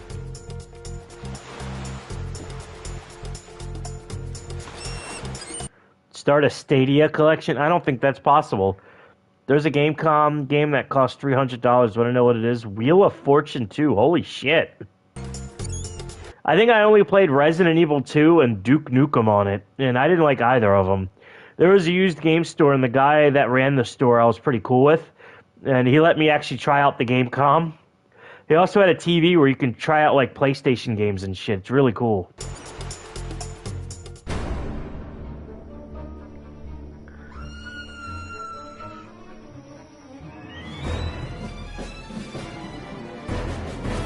I wonder if Chris Bores knew those people that were on the beach, or if he just filmed random people on the beach. That's right. Ooh, you're getting sand in there, dude. You better clean that off. It's Jaws. This famous great white shark ruled the oceans in the early 80s. Earl 80s. Probably the latter. He has attitude and the ability to sink boats and eat dozens of people at once. I remember Jaws 4 is really fucking terrible. And they basically say that the shark is like smart and sentient. Jaws was in the 70s and early 80s. I think Jaws 3 and 4 came out in the early to mid 80s. But yeah, they say that Judith Barcy. They say the shark is super sentient and is planning revenge on the fucking Brody family. Also, the shark can growl underwater. It's fucking weird. But although this movie may have been great, this game is terrible. And fun fact, my mom used to play that game. At the bottom of a turd mountain. Tried to make Jaws some Freddy Krueger. Yeah. Yeah, it did. Yeah, my mom used to play this game when she was pregnant with me. She was just like, man, I'm pregnant. I got Joey JoJo on the way. I better play some Jaws for the NES. Now, when you start the game, it's time to cast off and head out into the ocean. And kill you in your sleep. I'm just picturing Jaws sounding like Robert Englund. Time for some chum, bitch! They give you no explanation as to why, but we all know it's to look for Jaws. Time to Jaws. batten the hatches and full steam ahead. Batten the hatches? Right, Captain? Army matey. That is a World of Spring... Hey, Square Lukester. I did have a good Easter. I enjoy some classic Irate Gamer. So do I. a Jaws 5 where Jaws falls in love with some female shark. Get the fuck out of here. Get the fuck out of here. That's so stupid, I believe it. But yeah, that action figure is from a series called The World of Springfield, which is a series of action figures where you bought Simpson action figures and they connected to play sets. And you would basically like snap them into a play set and it would read a chip off the action figure and actually say lines from the show. And I fucking had so many of those. I kind of want to buy them again. They also made a Family Guy version too, but it didn't last long. The World of Springfield line lasted for like, I think 20 versions of the toys. 20 sets. Flies on a broom into the ocean and causes a kid to trip into a radio. Yeah, they made like a lot of these fucking toys. And a lot of them were like Toy Fair exclusives and Toys R Us exclusives. I kind of want to track some down. At least the Treehouse of Horror sets. But I need to find a place to put it. I want to get like a knick-knack shelf for all my like Kamen Rider stuff. Now while you're out at sea... Look at his face. Uh-oh. It looks like we've hit something. Time to go down and find out exactly what. After diving into the ocean, we find absolutely nothing. Just what the hell did we hit? All I see are jellyfish and stingrays. So that can only mean the game pretty much lied to us in order to get us down here. You dick. Best way to describe this game is an action RPG with a very limited set. You basically have like 2 ports you travel through back and forth, and you spend most of your time grinding out for shells and conch shells. And you use the conch shells to pay for power-ups and shit, and you eventually get a boat. Dick. Damn. And the downside is that once you're in the water, there's no way to get back onto your ship. You're trapped. A prisoner. While you're scuba diving, make sure that you don't touch anything.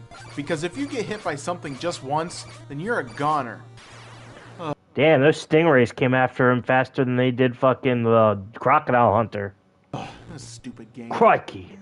After you kill enough enemies, then it's back to your ship. And your objective now is to reach this other marina. But to do that, you need to have collected 5 shells. If you don't have them, they tell you to fuck off, and that you can't dock in their port. So wait a minute, is this supposed to be a marina or a hooker? Okay. Sadly, you'll have Alright. no choice but to head back out and kill some more enemies in hopes that they'll drop some shells for you. But let me make it perfectly clear that you've still got the same 2 enemies to fight, and odds are you're going to get bored pretty damn quick. Wow. I mean, wow, this game is boring. This game is just about as boring as going fishing. Hey, I like going fishing. And you can make a lot of good video games about fishing. Sega Bass Fishing is a fucking great game, and you fish in that game. And I'm not talking about real fishing. I'm talking about black bass fishing. Here's Okay, is he fucking reviewing another game in the middle of his other game? What the fuck? another game that just plain Smug sucks monkey fuck. ass. The entire point Smug of this game fucker. is to cast out your fishing lure in hopes that you snag a fish. Now, every once in a while, fish will Good come by, save. but then it just leaves as fast as it fucking came. Come on, come on. Ah. Talk about Whiplash, yeah. Some of these arcade fishing games are pretty... Yeah, again, Sega Bass Fishing is really fucking good. And I think there's a few others. I know there was actually a survival horror fishing game. I'm dead fucking serious. It was released for the PlayStation. I believe it was only released in Japan. And the whole point of the game is you are fishing for mutant fish. It was fucking awesome. Come on, fish. Fuck. This game is terrible. How is there a market for these shitty games? Just Bruh. get your lazy ass out of the house and do some real fishing. Or play some Sega Bass Fishing. Yeah, but look who's talking. Fuck, you'd rather play fucking the Sonic Adventure Big the Horror game. Or Big the Cat game. Remake, man. Survival horror fishing. That sounds like a fucking great idea. Now, once you return to the marina with 5 shells to trade, they end up giving you a radar Dredge is somewhat like that, I guess. to track down Jaws.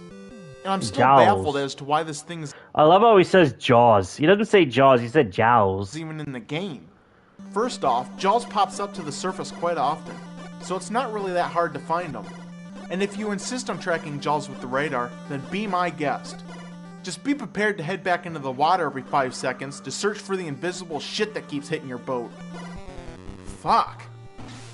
And the worst part is, they don't even give you the option to dive down or not. They actually force you into the water. I like that this Jaws game has random encounters. I mean, face it, at this very moment, you are this game's bitch. What if I don't want to dive into the ocean again? Or what if I always end up with a bad case of swimmer's ear? God, this game just flips my shit. In the game's silent service... Okay, another fucking game. What the fuck, dude? He, like, alright, I'm talking about Jaws. Alright, then there's this other game. Which I still think is the best submarine game out there. You go around and patrol the water... I played Steel Diver. That was a pretty good game. Just like you do in Jaws. But they give you the option of either attacking or continuing on your merry way. Having that option in this game would have been a nice feature to have. Once you've gained a few levels, then it's time to complete your mission. And what the hell is this? This is Jaws? How unimpressive is this? Jaws looks like a little shrinky-dink when he should look something like this. Yeah, now that's more like it. Yeah, Jaws should have been bigger. He just looks like a regular shark, which he is a regular shark, but it's Jaws. Make him bigger. Ah, but no matter. Time to take him down. Yeah. So after you fight Jaws for a little while, another shark decides to join the fight. But this one is much smaller and a lot faster. But that's okay because a few shots will take him out. Yeah. Get that conch shell. What the fuck? Why did my game just switch over to a bonus round? So yeah, this is actually based off a part in Jaws 4. Michael McCain, the guy that played Alfred in the Batman movie, he was in Jaws 4 and he had a plane. I was clearly And having that's a the final plane. battle with Jaws. And I was also only 3 health bars away from winning. Just what the fuck is going on here? Well, it seems that by killing the smaller shark, it triggers a bonus round that interrupts your final battle. Ugh, this game is getting to be goddamn ridiculous. So, once you go back to fight Jaws again, it's time to drain his power completely. Get him. He Now did there's it. only one more thing left to do, and that's to put a spear right through his heart. Which this part was also taken from Jaws 4. This is how they kill Jaws. They stab him with a boat. Now this can be kind of tricky, and if you fuck up, you have to kill Jaws all over again. Alright, time to take his ass out. Yeah! This is for Jaws 2, and Jaws 3, and Superman 4! Alright, that had nothing to do with that, but alright. Whoops, got carried away there. At last, Jaws is dead, and the ocean is saved once again. Ocean. Well, until an Exxon tanker decides to drop by. Oh wow. That joke was aged badly after the first video, but then it became even worse after 2010. Well, I can honestly say that this game is truly a masterpiece of shit. The only thing left to do is go outside and bury it so deep that no one will ever find it again. At least he actually says bury, right? James Rolfe says bury, which is phonetically how you're supposed to say it, but it's bury, not bury. Bury. The fish craves crude oil spills. They lick that shit up. They love it.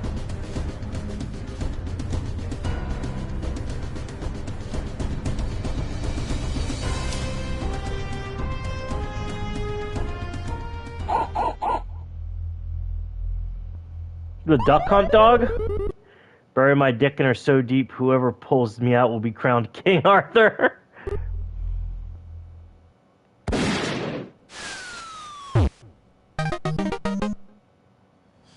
I always hated that dog. What did that have to do with Jaws? Alright. Older Irate videos are still comfy. Yeah, they're nice. A lot of people didn't like them, even though actually a lot of few official game reviewers. Mike Matei didn't like them, which is why the AVGN didn't hear about him. Mike Matei ran James's media from a bygone era when Kino was allowed. Armake hated him. The guy that ran Awesome Video Games, which was like a 90s throwback show, he claimed Chris Boers copied footage of him. And it was a scene where Mario is walking away from a Goomba and getting hit. Mike Malicious Matei. It was a scene where a Goomba is walking away and Mario gets hit by the Goomba. But not only was it completely, I remember, I do too, I have their fucking DVD. I actually have the Awesome Video Games DVD. It was autographed to him. I like the show, but the guy Frazier was being a real bitch about this. He also complained that Kojima squeezing the boobs on a Quiet Doll made him regret being a gamer, so, you know, that guy's kind of an F-slur. But it was a good show. And dedicated Duck Hunt fans everywhere who just wanted to kill that damn dog. Alright, I'm gonna go use the restroom. We got episode 7. I don't know what episode this is, but I need to pee.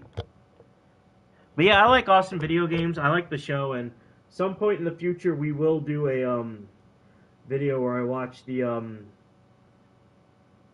my god, you can hear my voice. Oops. Awesome video games. Video games, awesome. I'm Chet, and I'm Ace, and this is awesome video games. Me and my little sister had a running joke with each other. There's an episode where they talk about Friday the 13th, the game, and there's a part where they're like rowing a boat to the theme song of the game with the controller, and that was like a running joke between me and her. All right, let me play something. Let me play something nostalgic.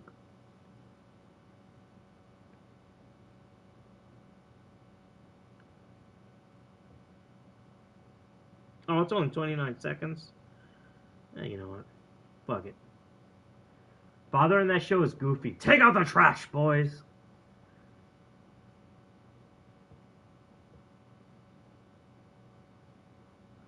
Joey's gonna take you back to the past. Here's a version.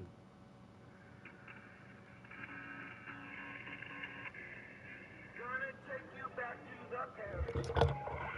Gonna take you back to the past. Play the shitty game you suck ass. He's rather take a diary of so many years. He'd rather eat the rotten asshole. I'm a roach of some man down in your teeth. He's the angriest gamer you've ever heard. He's the angry Nintendo nerd. He's the angriest punk you've ever heard. He's the angry video game nerd.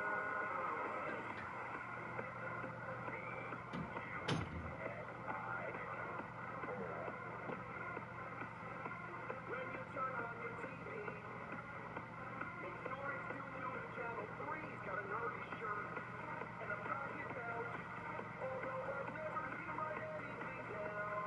He's got a power glove and a filthy mouth on which if ever he will tear these things down. He's the angriest gamer you've ever heard.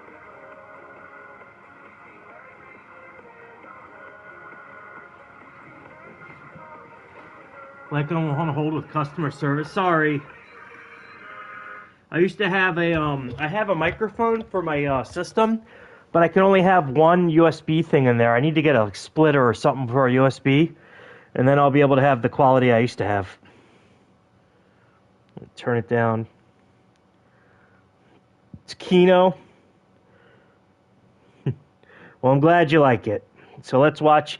This is episode 7 of Irate Gamer. Irate Gamer.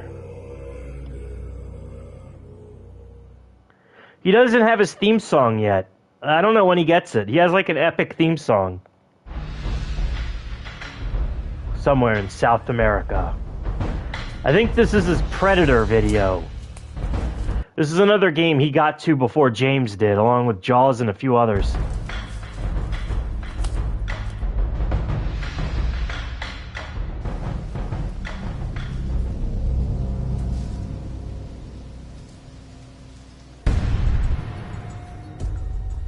Nice carpeted area with skulls. Or is this Indiana Jones? I think this is actually Indiana Jones. Yes, it is. Also, another game he got to before James. Because James Rolfe didn't review Indiana Jones until 2008. And he only did so because the 4th Indiana Jones movie was coming out.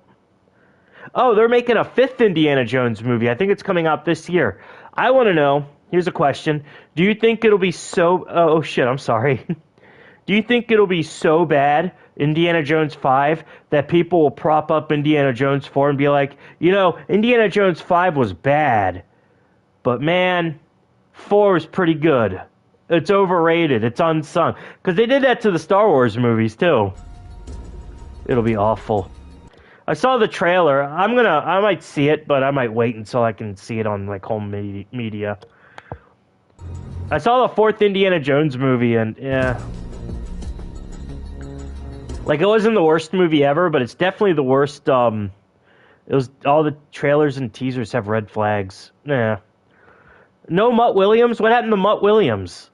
They couldn't get Shia LaBeouf? Shia LaBeouf hates Trump?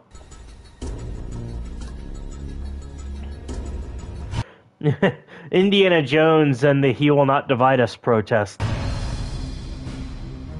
Mutt Williams, that flag belongs in a museum. Alright. Damn, he ran all the way there from South America? Little capture the flag game in 2. Yeah, true. Huh. Well, let's play. Indiana Jones and the Temple of Doom. Great movie, bad game. You know, a lot of people didn't like Temple of Doom. I thought it was weird. Hey, Alili, Harrison Ford is on some casket tour for all the movies he's done, but he already did Jones 4 as a geezer. He will not divide us. He will not... Hey, Alili. Yeah, I remember Temple of Doom being the bad one. Destroys Shia LaBeouf. Can't hide from Sam Hyde. And it's a game that could have had a lot Sam, you can run, but can't hide. of promise, too. He tried to do something new. Indiana Jones and the Temple of Doom. I like Temple of Doom. I thought it was great. I thought the first 3 Indiana Jones movies were perfectly fine movies. Someone actually put some effort Trying into to do it, something new. But they didn't. And it turns out Yet if it did the same thing, they'd hate it. just to be another crappy game. Last Crusade had Sean Connery, right? Yeah. The Last Crusade was the one with Sean Connery. That's the one where Indiana Jones teams up with his dad to get the Holy Grail. To add to the pile. Oh, he threw that a In little fact, hard. the game is so bad, it just sort of hangs out there like a rotted testicle. Temple of Doom? More like Temple of Dung. Alright, that was pretty funny. Now, you end up playing the game as Indiana Jones, but No shit, who the fuck else would you play? A short round? Marion? the weird thing is they just throw you into the game. They start you out with no story, no mission objective, nothing. In fact, the only worthwhile thing for you to do is to go up to these little caves, and little kids will end up giving you items to collect. Now that you've collected some new weapons to add to your arsenal, it should be a piece of cake to use them, right? God damn, those kids have a lot of fucking weapons. If only they fucking used them on the guards. Well, here's where someone made the oh-so-genius idea of making things more The Last Crusade is Kino. Yeah, it's a good movie. complicated than they should have been. We named the dog Indy. The NES controller has only 4 buttons, and not one of them will switch your weapon. So exactly how the hell do I change my weapons out? If you do press the select button, the menu screen will pop up showing your inventory. And yep, sure enough. I watched the Indiana Jones movies a while back. It's amazing. Well, Steven Spielberg was one of the people behind them. It was basically a joint venture between Steven Spielberg and George Lucas. George Lucas had more creative control with the 4th movie, though. There's both the gun and the sword I collected. But if you press any of the I like the part where Hitler signs the book. Indiana Jones walks into Hitler by accident, and Hitler signs his autograph on his book. buttons on the inventory screen, it doesn't do anything either. In any normal game, this would have been a perfect point to switch out your weapons. Let's take the game Legend of Zelda. If you want to select a different weapon or tool, you just go to your inventory screen. Like a lot of adventure serials from the 20s to 30s. Yep. That was basically, Indiana Jones was basically a bunch of adventure serials. Same with Star Wars. I almost said Star Fox. Star Wars is basically, what was it, Flash Gordon mixed with samurai movies and Western movies. That was basically it. It was like Wild West movies, samurai movies, but with Flash Gordon aesthetics. And select Pulps. Yep, pulp. Yeah. And when you do this, it also pauses the game so you don't get hurt. And the method is so easy, even a kid can do it. That's not a bad game. But this game is an entirely different story. In fact, in order to switch your La Mulana is more Indiana Jones than Indiana Jones. Flash Gordon, Akira Kurosawa, Westerns, but yeah, pretty much weapons out, that. you have to press a combination. Shit, the whole reason that R2-D2 and C-3PO were big characters in the first movie is because he based it most of Star Wars Episode 4 is basically a sci-fi remake of a movie called The Hidden Fortress. Buttons, which includes the direction pad and the And most of the movie was told through the eyes of comic relief characters. select button at the same time. If you don't end up pressing the buttons just right, you can end up jumping into the fucking lava. Oops. And if an enemy is coming at you, you're not possibly given enough time to change your weapon. Shit! I swear this feature makes as much sense as taking a shit in a dishwasher. Look at this shit. Alright, that's a pretty good line. It makes about as much sense as taking a shit in a dishwasher. No matter how clean it gets, there's always going to be some shit on it. Shit. After you fall in, everything dissolves except for your hat. So why isn't the hat burnt to a crisp? Is it fireproof or what? You know magic what? hat. I don't give a shit. Fuck the hat. Oh shit. And if you think navigating these levels is going to be any better, then think again. Because odds are you're going to get vertigo by the time this game is over. If you go through any one of these doors, you'll find yourself in a mine ride level. But once you reach the other end of the track, you end up right back from where you started from. How the hell fuck did does this that make... happen? And exploring the area doesn't help much either, because the oddest thing about some of these levels is that they constantly loop over and over again. Which means if you run off towards the right, you'll eventually come out at the left side of the stage. It's like an old arcade game. It's like Mario Brothers. It's like the old Flintstones cartoons, Or where that. the background is looped over and over. Only this time, you're living this nightmare, and there's no way to escape it. I remember there's a funny Family Guy gag. It was the season 3 episode where they go to New York. I think it was season 2 or 3. And Peter and Meg are talking to each other while walking. And they walk off the New York thing and end up in, like, fucking bedrock. And they just look so confused. But who on earth thought of the idea of looping these levels anyway? It's ridiculous and it's annoying. What the fuck? Now, in order to advance in the game, you must accomplish a series of tasks. You must first find the key on the walking level, and then find the second key on the mine ride level. When you have both of them, you can then unlock this door in order to advance to the next level. With all the puzzle-solving nonsense going on, why the hell did they label this an adventure game? There's hardly any adventure in it. Well, it's kind of an adventure game. Also, this is based off an arcade game. So I really wouldn't call it an adventure game. It's more of an arcade game, which is why the levels are so simple and they loop. I mean, what the fuck is going on here? If I wanted to play a puzzle game, I would have played something like The Adventures of Lolo. Hey, that game's pretty good. Now, this is a game that's been correctly labeled as a puzzle game, and is both fun and challenging at the same time. You know what? That's it. I've had enough of this game. This review is over. Oh shit. Yeah, that's a spirit. Now let's just skip to the part where you destroy this fucking game. Now, wait a minute. You can't give up now. You owe it to the viewers to play this entire game and give it a full and just review. Don't let this pansy tell you what to do. Let's just blow this thing up. You be quiet. Now, Chris, remember, as a game reviewer, you have an oath to fulfill, and you know it's the only right thing to do. All right, I'll continue. Just get off my arms, both of you. They're not even on his arms. They're floating next to him. Now, if you're going to shell out money for this game, you might as well just bend over and get anally raped as well, because Jesus Christ, Chris. this game gets even worse. The controls are terrible, and most time pressing the wrong button will send you leaping into the pool of lava down below. Shit! Further in the game, you're going to encounter these little spiders that are so small, they blend very well into the background itself. Based. Based, boars. See them, you'll most likely think it's a glitch in the game, and make the mistake of ignoring them. But make sure you watch out, because these things are deadly, and for some reason, have enough power to knock your ass backwards into a pool of lava. How did these spiders get to be so strong anyway? Why is someone like Indiana Jones such a pushover against little spiders? If this game was called Rick Moranis in the Temple of Doom, I could understand. I'd play that game. Yo, Rick Moranis, I think a year ago, got like beat up on the street. That's fucked up. How you gonna beat up Rick Moranis? Also, he was a country singer for a few years. But Harrison Ford? Come on! Now, once you get to the last level... I'm surprised Mel Brooks didn't do an Indiana Jones parody. I could actually see Rick Moranis being Indiana Jones. You finally get to cross that infamous bridge from the end of the movie. After all this shit I had to put up with, I really hope to see one spectacular ending. Wait a minute. You win? Just what the fuck is this shit? That's it? This is complete bullshit. This is the worst ending I've ever seen in my life. Wait a minute. That's it? That's the ending? What a piece of shit! Blow it to hell! You heard him? Blow it sky high! Well, a reviewer's gotta do what a reviewer's gotta do.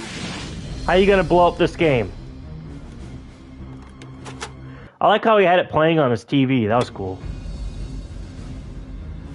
Put it in the microwave.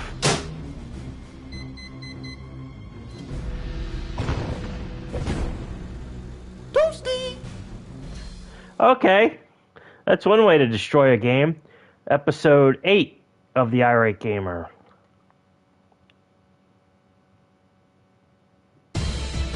Oh, this is the first one to have his theme song. Nice. Yeah, he had this like epic theme song for his videos, and I think he still uses it.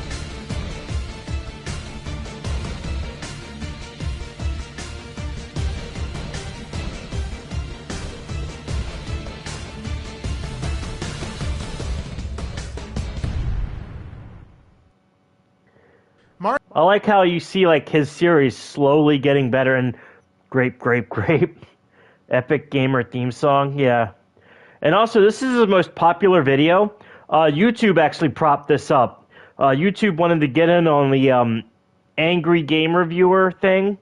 So instead of choosing James Rolfe, they chose Chris Bores because while Chris Bores did swear in his videos were less swear-heavy than James. Mario is perhaps one of the most recognized video game icons of all time. And that could be mainly because they packaged each Nintendo system with the game Super Mario Bros. And the fact that Super Mario Bros. is a good game, and the fact that Super Mario Bros. Had a fuck ton of merchandise back in the day. It quickly became one of the most popular games on the NES, spawning many sequels released in the following years. But when you line up all the Super Mario games in order, one of them... Alright, he has Mario 1, 2, 3... Mario World, Yoshi's Island, which is barely a Mario sequel. Yoshi's Island is weird because, yeah, Mario's in the game, but I wouldn't call it Super Mario World 2. It's Yoshi's Island. Just sticks out like a sore thumb. And that game is Super Mario Bros. 2. Not fucking Yoshi's Island. The Super Mario World sequel that's a prequel where you play as Yoshi and you babysit Mario. Not that one? Now, I know what you're thinking. That I'm going to sit here and attack Super Mario 2. Well, before you start sending your hate mail, just hear me out. No, I don't really hate Mario 2, but when you compare it to the other Mario games, this game just has ass written all over it. Eat a dick. Mario Brothers 2 is great. I'll fucking say this. Super Mario Brothers 2 is better than the Japanese Super Mario Brothers 2. Japanese Super Mario Brothers 2 was fucking terrible. It was basically a fucking like ROM hack before ROM hacks existed.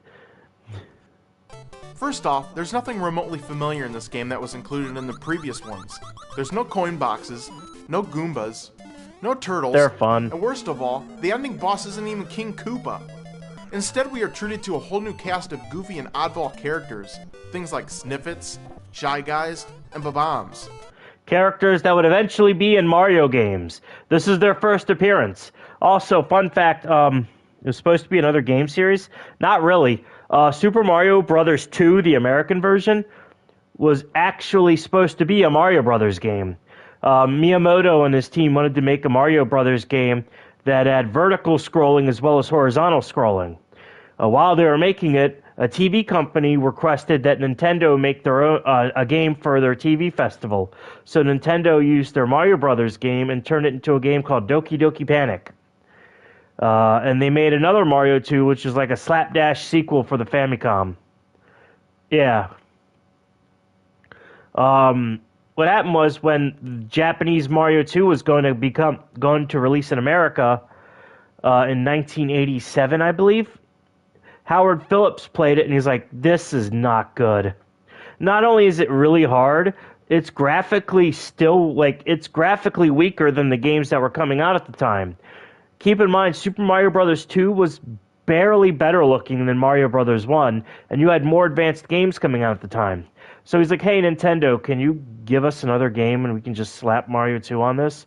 And Miyamoto was like, hey, we got that Doki Doki game that I was going to have be a Mario game. So they changed Mario and Luigi. They changed the characters in the Mario, Luigi, Princess, Peach, and Toad. And we got the better version of Mario 2. Lost Levels is fucking shit. I don't care. And the real shit shocker is that the villain of the previous game has now been replaced by a fat frog named Wart. Also, this game makes more sense when you realize it's in a dream world. Lost Levels sucks monkey butt. Yes. This makes no sense whatsoever. Lost Levels is also a very good episode of Game Center CX. Now, I think, yeah, when you start Game Center this game, CX. you'll have the choice of picking between 4 different characters, all with their own special abilities. Mario is the regular fighter. It was a hard game. Yeah, it was a very hard game. The Game Boy Advanced version of this game is really fucking good. I think he actually mentions that. Yeah, Peach floating was great. Luigi is the high jumper. Princess Peach can hover in the air for extended periods of time. And Toadstool... Luigi could jump high. Well, he's pretty much worthless. Toad was the fastest and strongest. Toad was the strongest. He could lift characters. Just sucks. Hard K. Once you select your player, it's time to start the game. I had it on GBA. I have the GBA version on my Wii U, but I have the NES version too, and it's a lot of fun. And you do so by falling from a door in the sky.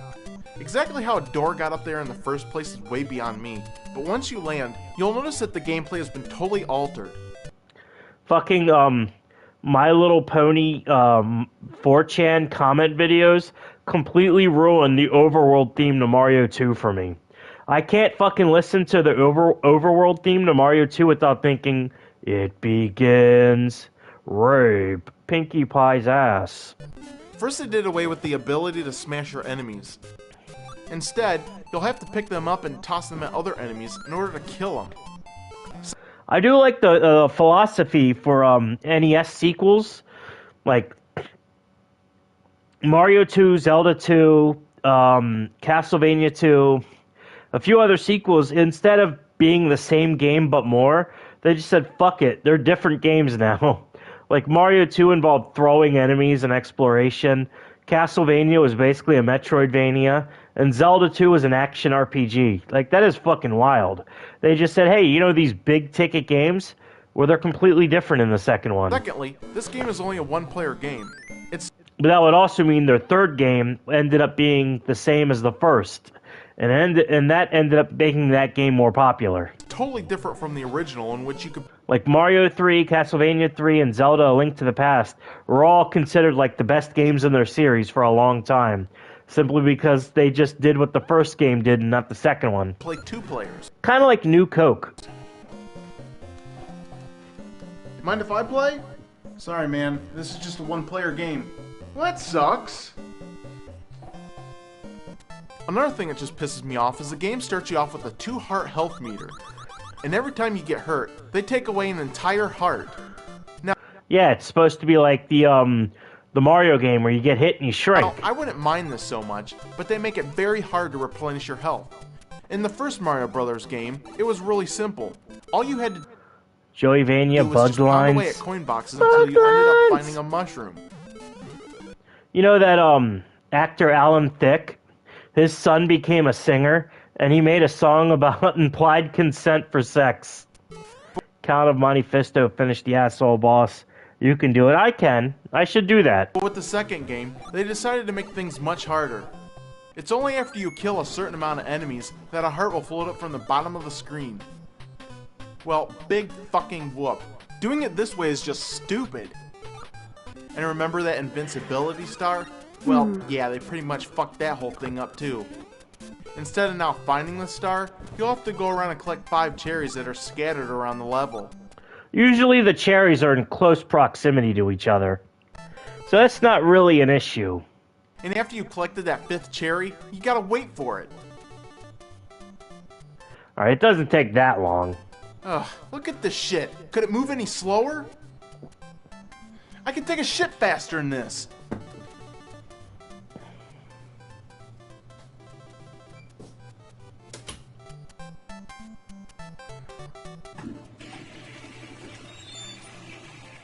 Yeah, you wait to pop. Oh, God. Torch! You ain't right. Finally! And while we're at it, this game could really use a lot more power-ups too. Some spots of this game are so overcrowded with enemies, it's insane. Yeah, I'm stuck. I'm playing Mario Advanced, and I'm stuck at the part where you have to run along whales. I keep dying. But luckily, there It's are annoying. places in this game you can hide so enemies can't get to you. Oh, come on! He walked right through the fucking cactus! You know, shit like this that just makes me go from 0 to pissed off in 2.5 seconds. It's so fake. It's so corny, but I love it. What the hell? Now, once you reach the ending of the level, you're usually greeted by this big, dopey pink bird that shoots eggs at you. The first one you Birdo. come to is pretty easy to kill, but you'll meet a lot more of them as the game... Yeah, that game really overused that boss. Fun fact, Birdo's description in the NES manual says he thinks he's a girl, but he isn't. Birdo's trans. advances, and they become harder and harder to defeat. During the course of this game, you'll end up Birdo's a speedrunner. You will never be a woman. fighting over 15 Birdo of these suck. fucking birds, and I swear by the end, I just want to reach Although Birdo was retconned to be a woman, so Birdo is officially a woman. through the screen and beat Birdussy? the shit out of this bitch. Birdussy? Get over here! You will never be a Birdo. That is always something absolutely base description. That was always something that Chris Boris had over the other angry game reviewers. Because at the time, yeah, James Rolfe, who made like high quality. Look at that mouth though. Oh God, lard ass. At the time, you had like angry game reviewers, like James Rolfe, who was the best. And then you had like a lot of guys whose videos were just them yelling at a fucking webcam mic over an NES ROM. Like Armake, Play It Bogarts, even Spoonie's early videos were just like, I'm gonna have fucking the video, I'm gonna record the game and then I'm gonna talk over a webcam mic over the game, over an emulator. Like Armake, Spoonie, all the good, they're good. I love their videos, but that's what they were. Chris Boers, on the other hand, along with James Rolfe, he had movie making knowledge. I think he went to college to make for video editing and like film directing, like James. So he had the smarts and know-how to do stuff like this, and that's what separated his videos from the other guys. At the end of the game, you'll finally meet up with the last boss, Wart, who ends up just really being a pushover. All you have to do is throw vegetables at him when his mouth is open, and he'll choke on him and die. I think Wart was going to be the final boss of the first, for a second Mario movie. He had the effects and the production he needed a better script and writing. And yet again, giving kids another reason not to eat their vegetables. After winning, the game then switches over to Mario, who He never played as Toad. He only played as Peach 4 times, Mario 7, and Luigi the most. was in bed, and it turns out that he has just been dreaming up this entire game. You know, I wish You know, for an NES game, that's pretty good animation, even if it's basic. I was dreaming up this entire game because it fucking sucks. Compared to the other Mario games, this one's the worst one of the bunch. Now, if you think this review is over, then think again, because a few years Reminds me of Klonoa. That's a good game. later, Nintendo released a game called Super Mario All-Stars for the That game is 30 years old this year. Holy shit. That is a good game. Giga Kino game set in Dream World. SNES. I remember I have the first Klonoa game for the PlayStation, and I played the Game Boy Advanced version. They're good This games. was a collection of all the Super Mario titles for the NES, which included giving them new backgrounds and music upgrades. These games were Mario 1, 2, 3, and a bonus game called Super Mario Bros. The Lost Levels. Lost Levels? Wait a minute, there are lost levels? Where on earth did they find these things? And how exactly did they become lost in the first place? Well, the title is very misleading, because after doing some research, I need to emulate the PS2 Klonoa. I played the demo a lot as a kid. Ooh. it turns out that this game is in fact the real Super Mario Bros. 2. Released only in Japan, this game continues where the first one left off. All the same enemies, Fun fact, Doki Doki Panic did get re-released in Japan, and they called it USA Mario, or Super Mario USA, and it was basically just Mario 2, the one we got. Even the maps look the same. This game right here is the perfect predecessor to the first Mario game. Predecessor? Don't you mean successor? Predecessor means that it's before, so he means successor. But with that being said, we are now left with a problem here. If this was the original Mario 2, then where the hell did our Mario 2 come from? I mean, games like this just don't appear out of thin air. What the hell? You ever see the Third-Rate Gamer, Great Irate? Yes, I've seen him. I think, I remember watching some of his videos. Same with, reminds me of Newgrounds Mario games. It's funny how Kiwi Farms has been through so much shit. They're still up. Yeah. You can't keep Joshua Connor Moon down. Joshua Connor Moon's just gonna keep going. He's gonna keep chasing those banana peppers and pizzas. This mystery is very confusing, but we must get to the bottom of it. And after doing even more research, I found something that is guaranteed to flip some shit. Years earlier, a game was released called Doki Doki. I remember this was like back in the day. This was actually a video game fact, but nowadays it's like common knowledge. Everyone knows our version of Mario 2 was Doki Doki Panic. Everyone knows that. Babies come out of the womb knowing that. They ever got to shutting down, not including Keffel's boycott, probably after Bew killed himself, or that tranny lit himself on fire. Panic. It started off with two kids getting pulled into a book by a green hand, and the heroes of the game going in after them. Now, the introduction may not look familiar, but once you start the game, you will be amazed. Holy shit! This looks pretty damn familiar. In fact, it's the exact same game. And we're not just talking about copying the layout of the levels, everything has been stolen. The enemies, the music. It's not really stolen if it's made by the same people. Power-ups. We call that a localization. Bew, but it wasn't terribly bad. All that happened was someone from Reset Era DDoS'd the site for like 2 days. Yeah. If you compare both these games side by side, you'll see it's the exact same video game. Ugh, unfucking believable. Nintendo cannot release Doki Doki Panic. They don't have the rights. It's based off a TV show. They don't have the rights to the TV show, and they don't want to buy the rights. So that's why you'll never see it released. But at least with Super Mario Bros. 2, they can actually release that game in other countries.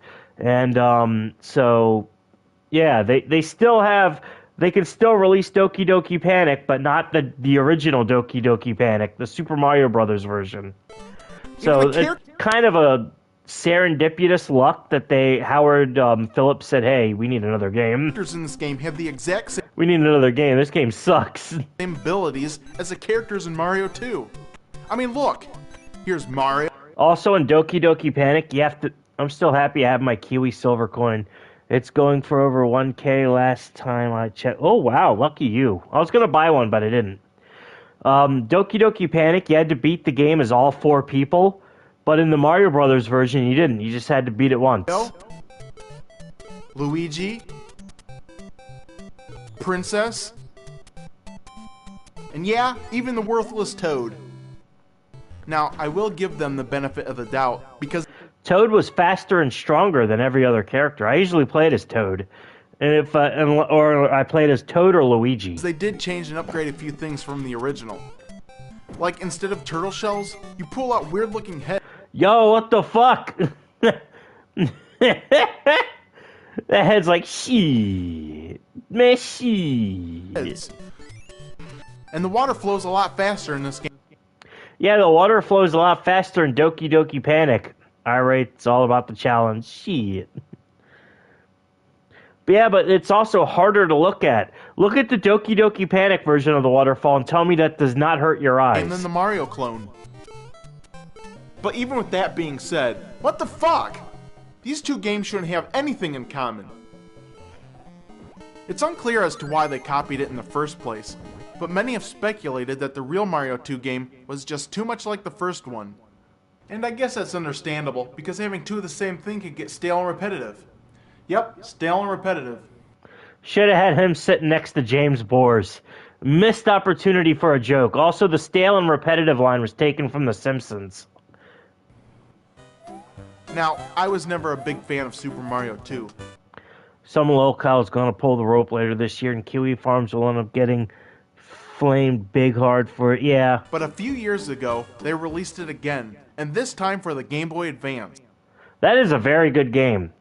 That is actually a very good game, and I hope we get it on the Switch Online, but I have it on my Wii U, and it's such a fun game. Super Mario 2 was given a complete makeover, Lucky! and the end result is Just what I needed! amazing. Noel's on his last service provider.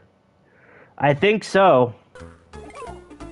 I can honestly say that for the first time, this truly feels like a Mario game. That was a launch title, which is... yeah, it was a launch. That's why the opening screen, the characters are walking in that little box. It's to show you the screen size between the Game Boy Color and the Game Boy Advance. It was really clever. They totally revamped all the levels, included a lot more power-ups, mixed it with some interesting enemies, and now finding hearts to replenish your health is so much easier. So, now that we have the newer version, we can now destroy the original. That's exactly what I was thinking. What the hell you think you're doing? What the hell? Service provider goes bye-bye. Does that mean Kiwi Farm go... I hope not. He has a great setup now, and he's going back to developing new software. Oh, that's good. Face it, Noel's a smart cookie. He's got a good head on his shoulders. your reviews suck. I'm taking over and destroying the original. But you can't do that. Just watch me. Time for some flower power. What? Oh no, not those plastic Walmart flowers. He got fucking eviscerated. That was a close one. Miles under the earth. Could have shit takes for sometimes, but he's a good programmer. Yeah. Yeah, I don't agree with everything Noel says, but he's got a good head on his shoulders. I'll give him that. Where am I? Well, looks like I have another minion to talk I love how Satan in the Irate Gamer universe is just wearing jeans and a sweater. to. I'm getting you for this. Ah! Alright, the next episode, I believe, is the Halloween episode? It's only 5 minutes long. No, I don't think this is the Halloween episode.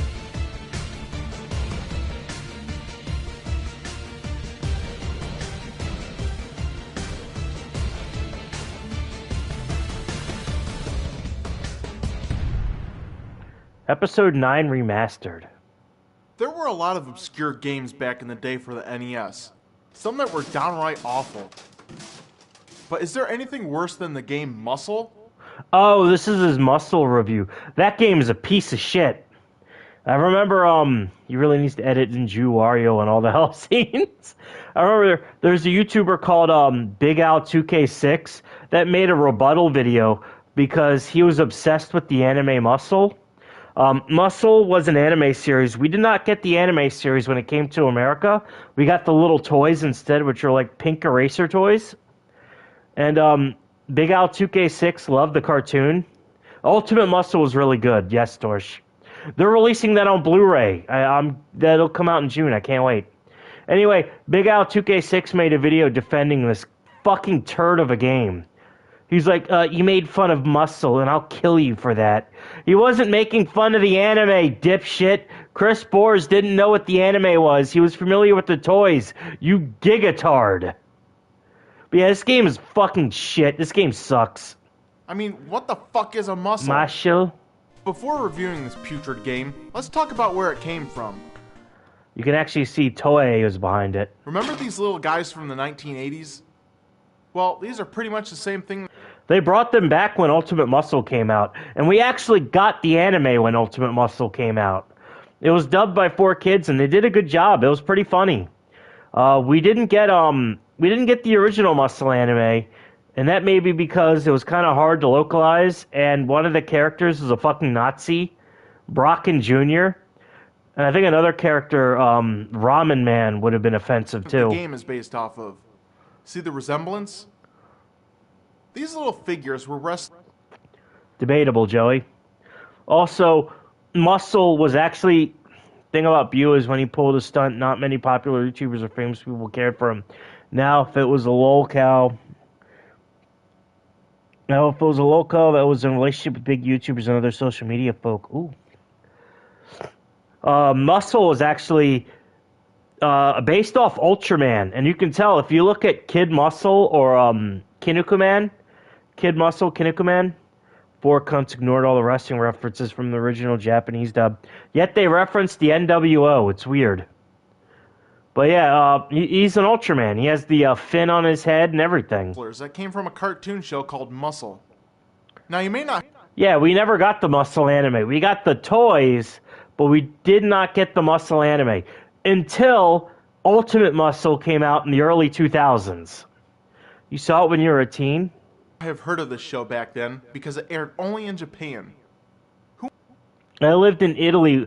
You know what? Italy probably did get it. Italy had a lot of anime cartoons. Who on earth decided to bring over toys and video games based off a cartoon that we aren't even able to watch? Whose brilliant idea was this? And did Why the Piranha Plant? anybody get fired because of it? If not, I may have to go back in time again and take Talk about the DMP. They don't talk about it like the NWO. care of business. I haven't watched Ultimate Muscle since, like, I think the last time I saw was like 2006. But I'm getting the I can't wait for the Blu-ray. Well, let's just pop this in and start the game. Weird ass effects and Easter eggs. Yeah, localizers are not wrestling fans. Japan or American. Weird. At the startup screen, There was a good game. Yes, there was, and I wish I bought it when I had the chance. they give you 8 fighters to pick from. Bad boys from outer space. Ultimate Muscle came to body slam the human race. Now, this is way before the days of NBA Jam and Mortal Kombat, which pretty much started the hidden characters trend in games. I was about to say, what the fuck? Yeah, there's no hidden characters in this game. NBA Jam did have a lot of hidden characters. You could play as Bill and Hillary Clinton. Might get a... Oh, shit. I hope so. Yeah, NBA Jam, you could play as Sub-Zero, Scorpion, Bill and Hillary Clinton, a few other people, Al Gore. It was weird. So, what you see here is pretty much it. But even if they had 100 more characters in this game, it wouldn't have made a bit of difference, because everyone ends up looking like a different colored blob of pixels anyway. And out of all these cool characters they could have used, they end up picking up the most boring and unoriginal characters I've ever seen. Well, Kid Muscle, or Kinnikuman, is the main character. Ramen Man, the little Chinese stereotype you see under the white-haired guy, is one of the most popular characters. And I don't know about the other guys. Now, no shit, Ramen Man was so popular, he got his own anime series. I'm sure they probably picked these guys due to their importance to the cartoon show. But come on, wouldn't you have loved to play as this? I noticed in Chris Bohr's collection of Ultimate Muscle figures... Oh, fuck. I'm sure they probably picked these guys muscle due to their figures? importance to the cartoon show. But come on. He has Kid Muscle. He has a newer one. That guy was released in like 2001. They actually tried to release the Muscle figures again in the early 2000s to coincide with the anime, Ultimate Muscle. Come on, wouldn't you have loved to play as this guy? Or how about this guy? Imagine this guy in the ring. I want to play as Brocken Jr. So after picking your fighter in beginning, it's pretty much all downhill from here. The only thing you can do in the ring is... They made a Famicom Mini version, a Shonen Jump version of the Famicom Mini. It's gold instead of like the basic colors. The Kinnikuman anime was racist, which is also fun. Yeah, it's pretty fucking funny. But they made a gold version of the Famicom Mini that had nothing but Shonen Jump games, and this was one of the games they put on it. Punch, jump, slam, and that's pretty much it. The rest of the time you just hop around like idiots trying to land a blow. Yeah, this game fucking sucks. I don't care if you like it. You're wrong. This game is fucking garbage. This game just sucks balls. Play the GameCube version. Japanese racial stereotypes never fail to entertain America. Yeah, if you watch Yu-Gi-Oh!, the original series of Yu-Gi-Oh!, almost all of, like, 2 of the big evil characters are American. Bandit Keith is American, and so is Pegasus. PC Engine, Fire Pro... Fire Pro Wrestling's good. My point. We should probably get a second opinion from a wrestling fan. And we just happen to have one for our special guest today. Hey, Tony. Look at that fucking Maple Story Gaia Online piece of shit. Look at him. Chris Bohr is just like, I'm gonna make a fucking character. And he like put a character in fucking like Maple Story or Gaia Online. Yeah, bang-a-lang. Bang-a-lang. So, what do you think of this game? It's terrible. Oh god, the Maple Story sprite character. I wipe my ass with it. So random. Well, there you go. Try as I might, there's actually Neo Geo Pocket look little character. not one good thing I could say about this game. First off, there's no background music whatsoever. We aren't even treated to sounds from fans cheering or booing. In fact, they just sit there motionless, probably being bored. The new 3D Maple Story. Did they made a 3D Maple Story?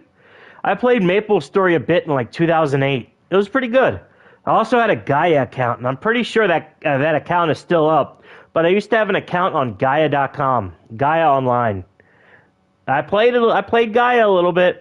Sitting down and making himself in Maple Story is hilarious to me. That is fucking funny. By such a captivating match. It's just called Maple Story 2. Yeah, Maple Story 2 or some shit. Pretty fun. What would save this game now would be having announcers. Well, something like this. MMF, Muscle. Welcome, wrestling fans! Played the hell out of Maple Story in 05 and 08. I played it in like 06 or 07. We are broadcasting live from the Muscle Dome. Thank you for joining us because I think I tried Gaia but never understood it. I played it for a few months and then I got bored. we have one hell of a match lined up. Both Tony Lawler, competitors are ready to go head Chris to head Ross. with each other, and there's no telling what might happen. So now let's go ringside, and because the fight looks like it's going to begin. Oh, this looks like a slobber knocker here, folks. Oh my God, this is crazy. Look at that, a punch, a blow. My God, this is incredible. Man, they're taking each other out to the woodshed. My God, still to stop this match. This isn't right. Good God. Wow, just riveting. This game looks Another like feature in this shit. game is that it's a two-player game, just in case you decide to subject one of your friends to this torture as well. Hey, want to play? Hell no. This is the worst wrestling game of all time. Where's the pyros? The entrance music? I love intro music. If you smell... Okay, that's enough. Bang-a-lang! Well, from here on Bang-a-lang. out, there's pretty much nothing else to comment on, because what you're looking at right here is pretty much it. Yep, this is the only screen you'll be staring at the whole entire game. You know, it makes me wonder how quickly they slapped this game together in order to make money off of it. I mean, playing this game, you could tell they put no effort into it whatsoever. In fact, I would pay more for a bag of shit than I... The used generic Maple Story character sprite of all things. It's so out of place. It is. would this game. Stop it. Where's the shitty game stream? Let's compare it to the game Pro Wrestling, which That came game's out around good. the same time. This is a vast improvement from Muscle. The fighters You can also play that game on Nintendo Switch Online, and it's very worth it. It's pretty good. are not blocky. You can fight outside the ring, and they even have enough room to fit in not only a referee, but a cameraman as well. And when you win, the crowd goes nuts. Well, it's not. Maple Syrup Story? No, that game. That's a game. Yup. This is an 8-bit crowd can get. Or let's take the game Ring King. Oh yeah, Ring King, the game where you get your dick sucked by your fucking ring man. You can just tell that they spent a lot more time on the background and the characters in this game. And in between rounds, Holy shit. what in the fuck? Are those guys getting blowjobs? I thought this was supposed to be a kid's game. Whoa, now that's just wrong, brother. Now, as you know, Nintendo puts a seal on every game that meets their approval. But this game is an abomination to this seal. It's not even worthy of the seal of dog shit. This game is the dumbest, most vile, repulsive, anal raping, fecal flinging, ass ramming, toe jerking, vomit inducing piece of shit I've ever played in my life. It's not Wow. even worthy of my time. And it belongs in the trash.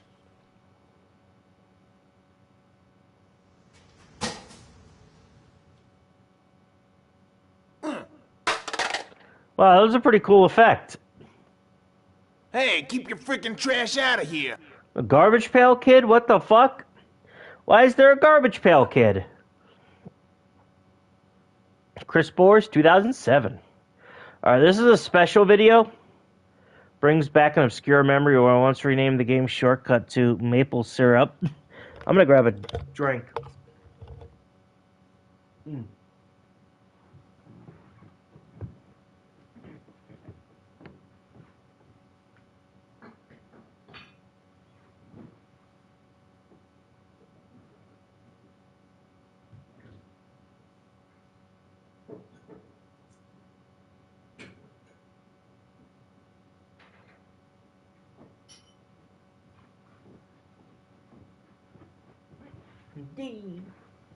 Oh, big smiley face. Alright. This is a special episode he did. He was at a hotel, and he decided to look at the games that they come with the hotel. Techno music. Hotel gaming. Irate Gamer here, and we are in Columbus, Ohio, staying at a hotel. I was going to sit here and play some Game Boy, but then I decided, heck, they got video games right on this TV. I love how he has like an old-ass Game Boy, not a Game Boy Advanced or a DS, just an old brick Game Boy. So let's go ahead and check it out. Now, first off, this controller is kind of baffling. Baffling. I mean, it looks to me like a cross between Super Nintendo and Genesis. Yeah, it looks, yeah. Okay, so we see Mario at number 2, which means there's probably some Mario games in here. So let's go ahead and select that, and when playtime ends, you'll be asked to purchase more playtime. Press menu, charge games, playtime. Amount of playtime, $6.99 plus tax. 60 minutes to play a video game. Holy fuck. $6.95 plus tax? Why would I pay $6.95 plus tax to play some frickin' video games? Seems like a cool dude to play old games with. Yes, true. It's ridiculous. Fuck this shit. Pluck this shit. Is this supposed to play an older Game Boy in a room like that? You just hold it under the light. And that's basically that video. Alright, so we were at, what, episode 9. After the prostitute left. So we have episode 10 and 11. Irate Gamer, episode 10. Based right-wing death squad, Irate Gamer.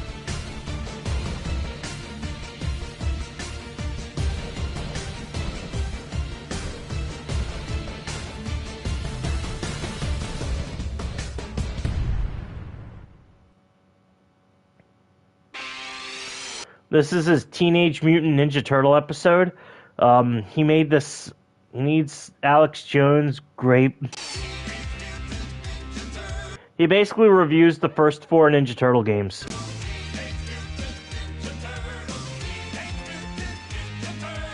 And you can play all of these games in the Cowabunga collection, which actually is doing really good. It's sold over 1 million copies. The Ninja Turtles arcade game became an instant classic after showing up in arcades everywhere in the 1980s. For fans and gamers alike, it was a video game masterpiece. That's a good fucking game. I'll give him, that's a really good game. The graphics were awesome, the levels were fun as hell, and the icing on the cake was that you and 3 other people could play all 4 turtles all at the same time. This was the coolest feature of this entire game, fighting alongside 3 strangers who all fought for a single purpose. To beat down old Shredhead. Jew ghost hunting Irate Gamer. Of course, in order to get the Shredder, we'd have to hack and slash our way through tons of foot soldiers. But getting there was half the fun. This game right here was everything a Go Joey, go Joey, go. Turtles go, fan could go. ask for. In fact, the only bad thing I could say about this game is that you died just a little too quickly. Again, it's an arcade game, and a Konami one. Oh yeah, the infamous shell shock. Who could forget that sound? Even dying was cool as shit. Hell, Shell if every shock. game was like this one, I'd be out of a job. A few months later, they decided to release a Ninja Turtles game for the Nintendo system. After such an... This game is not bad. I actually really like this game. It's very good. It's hard, it's difficult, but it's a lot of fun once you know how to do it. awesome arcade game, this one was highly anticipated. But just hold the fucking phone here, because this was far from the game anyone expected. In fact, it was downright terrible. Upon starting the game, you'll find yourself walking around the city.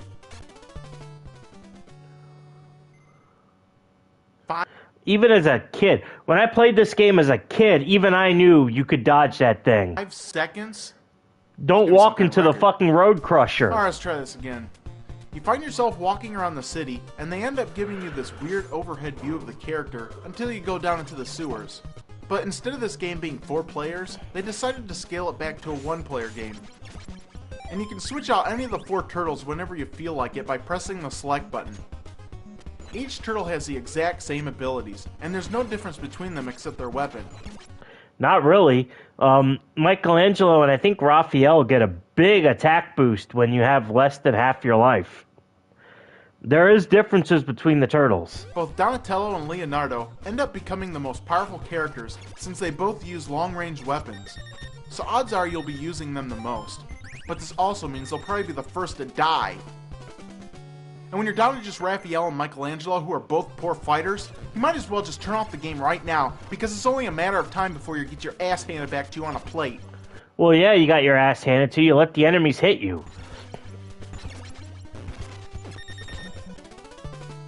Fuck! I hate this game! Now let's talk about stage bosses, because this game has some real winners. You know you have a great game on your hands when the ending boss just stands in the corner while you beat the living shit out of him. And you beat him as Michelangelo. But if you think that's bad, then check this out. Choose Donatello, jump on the crates to the right, and just beat him with your bow. Yeah, I remember when the AVGN also talked about that. I mean, it's a well-known glitch, but still, come on. For some reason, he only gets hurt when he ducks down lower than he already was. Doesn't this defy some law of physics? Which is an obvious game flaw. It kind of reminds me of this rooftop bullshit. Jump from the wrong place, and you go falling to the ground. Ugh. Now let's try this again. Oh. Oh, come on, are you kidding me? Finally. Now some of... Did the collection keep the glitches? I think it did. Because I know you can do the Rocksteady glitch where you just hit him on the top of the boxes. You can still do that in this game. These levels have way too many enemies to fight off. And the real shit shocker is after you kill all the bad guys and turn around, they all magically reappear. What the fucking shit? Now I've got to kill them all again? And talking But if you get the pizza, that doesn't come back. Only the bad guys. What a joke. About enemies, what the fuck is up with the enemy selection? Yeah, the AVGN video he did on this game is one of my favorite AVGN games. And I can probably recite it from memory. In this game anyway. Eyeball plants, rocket pack flyers, guys Cheese on pizza. fire. Do you ever remember seeing these guys from the cartoon? Because I sure the hell don't. And why don't you hear the Ninja Turtles theme song? What a piece of shit. Either that, or else I missed the episode where Leatherface comes to visit. I'm not sure who the hell was in charge of designing the enemies, but I'm pretty sure it might have been the same jackass who designed the levels. Damn it! Just what the fuck were they thinking when they placed a pizza box? Hey, Anemioi. AVGN is devoid of personality without writers and comes off kind of boring in real life, whereas Boris comes off as a genuinely okay dude if you have... Yeah, Chris Boris seems like a nice guy. And I like James. I like his videos, but yeah, he seems really dull outside of his videos. What made AVGN was Mike Matei. Box way down here. Now, just how the hell am I supposed to get to this in time? Some game designer who's laughing his ass off just sticks a pizza right there. Okay, well, are you going to be suicidal enough to get that pizza? What a joke. I'd take Irate Gamer over modern balding AVGN. He's on the spectrum. If I go for it, I end up dying. So what's the reason for this? What a bunch of Aspergers with a side of fries. Aspergers? We're talking about James Rolfe and Chris Boers talks about Aspergers. And who the hell could forget the infamous underwater... This level sucks. This is the worst level in the game, but once you get past it, the game gets better. Level. I guarantee that anyone who's ever played this game is probably this scarred level by the sucks. painful memories of trying to pass this nightmare of a level. First off, they give you a little over 2 minutes to try Irate right-wing gamer said it like he did. Juwario in hell. disarm 8 bombs. Now, if you're just allowed to disarm the bombs, it wouldn't be a problem. But instead, they had to make it much more challenging. And they made it challenging, alright. They made it damn near fucking impossible. They ended up filling this level with all kinds of shit. Electric wires, killer plants. I like the game, but think that underwater hellhole kept me from finishing it. Yeah, this is a really hard level. Rotating spikes, electrical seaweed. God, the electrical fucking seaweed. Just touch it, and you get massively drained of energy. Ugh, you guys suck. And if that wasn't enough, in this section, they leave only a small space for you to try and swim through. Now, seeing a shitty little AVGN swimming through that in my head. Oh yeah, his old introduction, where he was like, he put himself in the game. Any other game, I probably could have taken my time to swim through it safely. But, oh, I'm sorry, I've only got 1 more minute to disarm 6 more fucking bombs. I don't have time to deal with this bullshit. Shit! I hate this fucking level. Yeah, this level's a pain in the ass. Damn, he ripped it out when the console was still on. Jeez, that is next level rage. Holy fuck, he bit it in half. Play the Irate Gamer theme at the same time with the grape song? Alright, I'll try. What a piece of cowabunga shit! What a piece of cowabunga shit. More like cowabunga. Cow a fucking piece of dog shit. This game is diarrhea coming out of my dick. This game is about amusing as an ooze-infested dirty fucking sewer rat shit. I've had more fun playing with dog turds, shredders my ass and splinters my balls. This game is an inside-out asshole regurgitating putrid anal fecal matter. I'd rather fucking yank all the hairs out of my scrotum. I'd rather drink diarrhea vomit out of a buffalo's dick. It sucking fucks, it fucking sucks, it fucking blows, it's a piece of shit, and I don't like it.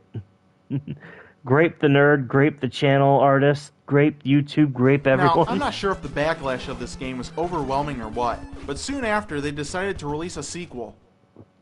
Actually, the Ninja Turtles 1 game was really fucking popular.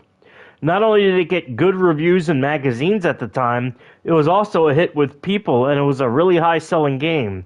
So much, though, that it was like #1 on the, it was #1 on Nintendo's top 10 NES games for like a long time. And this time, the negative reviews the game got only came after James Rolfe's video. They took it directly from the source of video game greatness. Mike Matei even apologized because he actually likes Turtles 1. Turtles 2, the arcade game. Now we're talking, and they should have done this right from the start. So after popping the game in and starting, you'll find out that it's just grape another huge letdown. What do you mean? This game's pretty good. I mean, what the hell is this? This is the arcade game? Yeah, it's the arcade game on the NES. What a pixelated nightmare. And in order to bring this game onto the NES, they distributed. The NES was made using hardware from 1983. The arcade version is a much more modern game. In fact, arcade games were the highest quality games you can get at the time. This was back when PC games weren't up to snuff. Nowadays, the best versions of games are usually on PC. Back then, it was the arcade version that was the best. It goes arcade, console, PC, Tiger handheld electronic, fucking board game. Every cool feature that made it fun. Flashy intro, gone. Cool graphics, gone. 4-player mode, gone. Alright, you could have 4 players, but I don't think the NES would be able to handle 4 players in a beat-em-up. Oh, come on, and that was...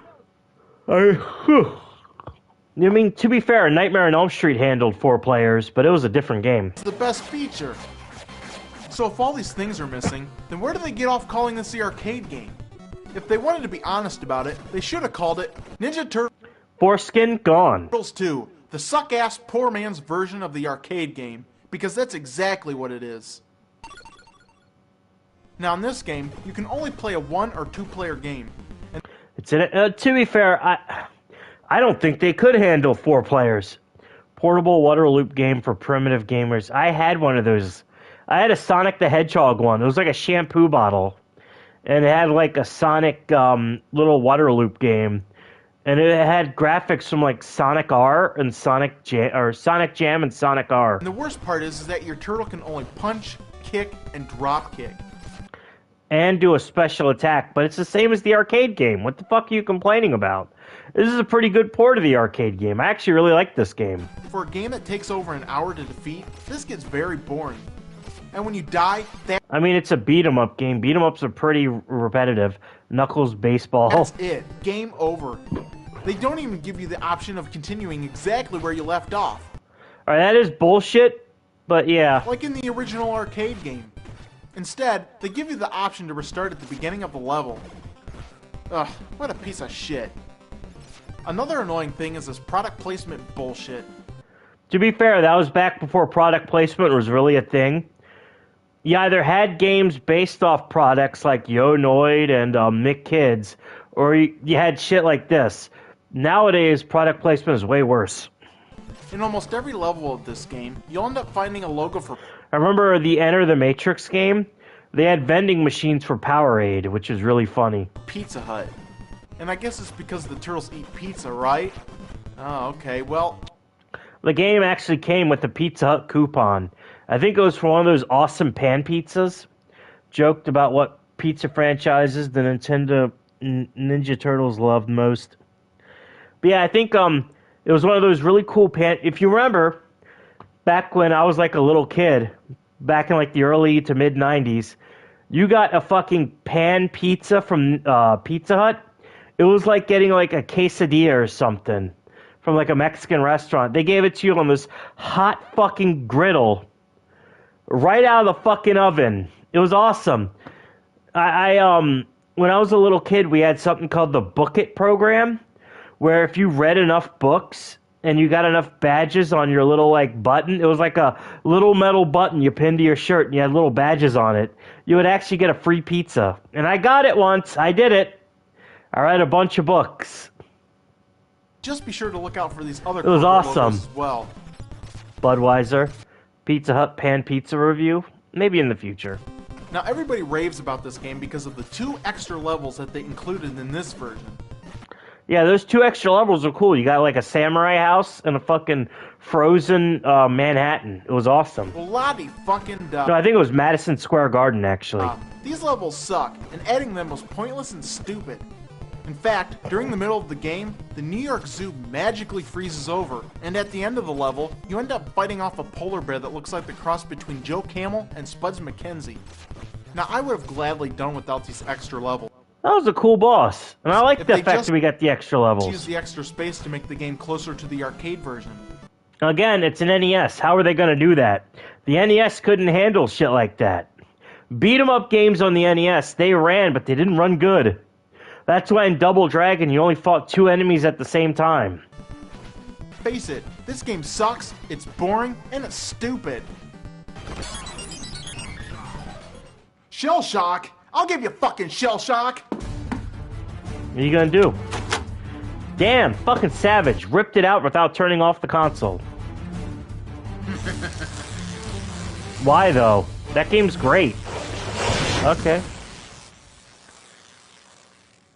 After producing 2 shitty games, they decided to release one more game for the NES. That game is underrated. Ninja Turtles 3 Manhattan Project is a really good fucking game. And if you have the Cowabunga collection, they actually put this game, or they made this game available to play online, and you should. It's good. Ninja Turtles 3, The Manhattan Project. Now this game kind of looks just like the second one, but with a lot of improvements. The overall graphics have been improved on, and it's also refreshing to see new ending bosses that hardcore fans are familiar with. The cool part about this game is that if you die, you can select a different turtle to play before returning to the game. A very nice feature. And to be totally honest, this game is actually enjoyable. Video edit every time Irate Gamer destroys a game. I'm pretty sure he has one on his channel. So, I guess... Yeah, Ninja Turtles 3 is very slept on. A lot of people ignore it in favor of Turtles in Time and Turtles 2. Don't. If you have the Cowabunga collection, or if you're just interested in retro gaming, check out Ninja Turtles 3 Manhattan Project. It's very good. It would be kind of worthwhile to have this game in your collection. On second thought, fuck it. Because if you're going to own a Ninja Turtles game, then this one's an absolute must. Ninja Turtles. Alright, that is a very good game, and I'll go so far as to say that Turtles in Time on the Super Nintendo is better than the arcade version. Way better. There are so many new features that it's actually like a completely different game. And that's one of the reasons people hated the remake of Turtles in Time so much, is they didn't incorporate features from the Super Nintendo one. They just copied the arcade game directly. Turtles 4, Turtles in Time. Released only on the Super Nintendo, this game turns out to be as cool and as fun as the original arcade game. It is a good fucking game. The This game graphics is are so awesome, fucking good. The enemies are great. I love it. And the levels are totally tubular. The only downside is that you can only play with 2 players. But hell, with a game as good as this, it's something I'll gladly overlook. Too bad it took 4 tries just to get it right. Sadly, the original Turtles arcade game never appeared in its full glory on the Super Nintendo. In fact, fans had to wait almost 10 years later until the game was officially released as a bonus feature on the game TMNT 2. Yeah, that game, that version, the Xbox 6th generation Ninja Turtles games are pretty good. I have the GameCube version of number 1. Number 2 is alright, and I've never played number 3. And I played the Game Boy Advance versions of 1 and 2, and they're good games. Konami actually wants to re-release those games as well, and I say do it. I'd play that. Excuse me. But that version of Turtles Arcade you get in Battle Nexus is missing a lot of features, missing music. For some reason, Fred Wolf Films, the people that did the Ninja Turtles cartoon from the 80s, is really stingy with the theme song. In fact, when they re-released the Ninja Turtles arcade game for the Cowabunga collection, they had to use a different version of the same theme song because of Fred Wolf Films. Battle Nexus. And yeah, the Battle Nexus 2 version it's the same game, but it's different. They also changed the voice acting, and the voice acting is now done by the 4Kids people on the arcade version. It's unclear as to why they only released Turtles in Time for the Super Nintendo. But technically there was a version for the Sega Genesis, but because of Nintendo's third-party deal, they couldn't make the Genesis Hyperstone Heist game a Turtles in Time game, so they had to change the plot around, change the level structure, add in content from Ninja Turtles Arcade 1, and that's why the Hyperstone Heist is so different.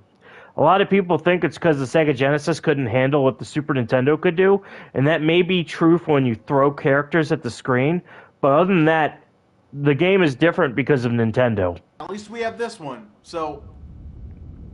What the fuck? Well, I gotta get going. I gotta play me some Donkey Kong. Alright.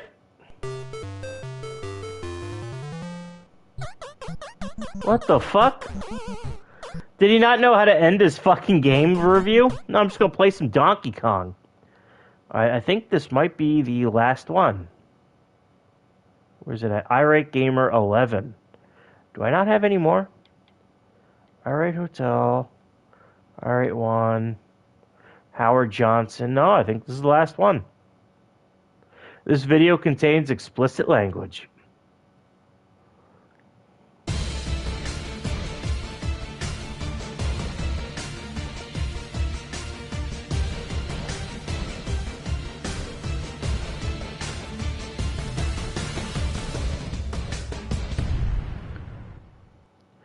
Play the grape song? I just played it. No cussing.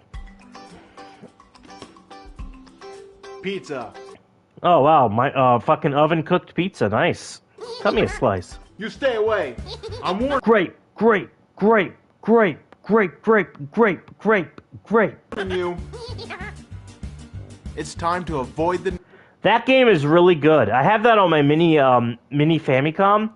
That is a very good game. Very fun. Very hard. You die in one hit. It's a localization of a game about ninjas.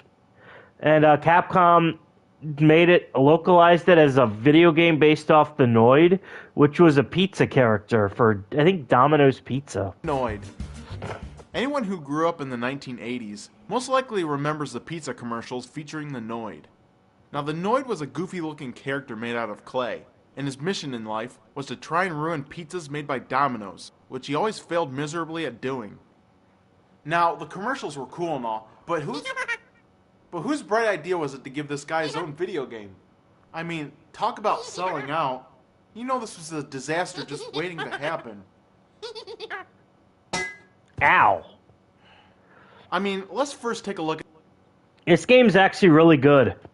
It's a lot of fun. It has good graphics, good music. It's an advertisement. Love how he's wearing... He's the Noid. this title, Yo Noid. Yo Noid?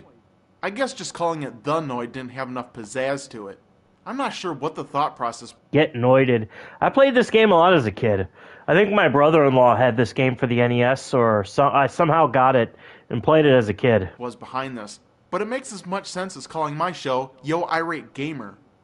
I played Yo Noid, I played Bad Dudes, Gremlins 2, Mario Brothers, and Batman for the NES. Yo. Now when you start the game, you're told that you must defend the city from the Noid's evil twin. Hey, I got an evil twin. You know, I wonder how he's doing. I hate this place. I gotta get out of here. But how? Well, I do have an idea, but I'm gonna need some help. This is a lead-in to, I think, his Halloween episode. I don't have his Halloween episode because that was in his Season 2. I will be doing more Chris Bohr's Irate Gamer stuff in the future. But, yeah, we'll be doing Season 2 in the future because that has a lot of really good stuff. It is Tetris review, his Contra review, and his, I think it was Zombies Ate My Neighbors as well.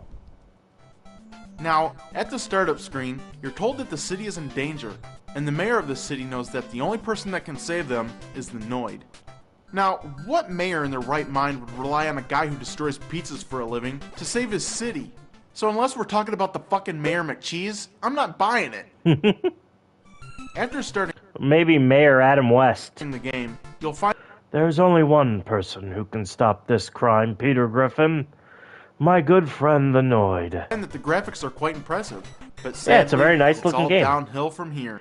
Very hard. You die in one hit, and it's very, very Did difficult. someone actually play this game before releasing it to the public?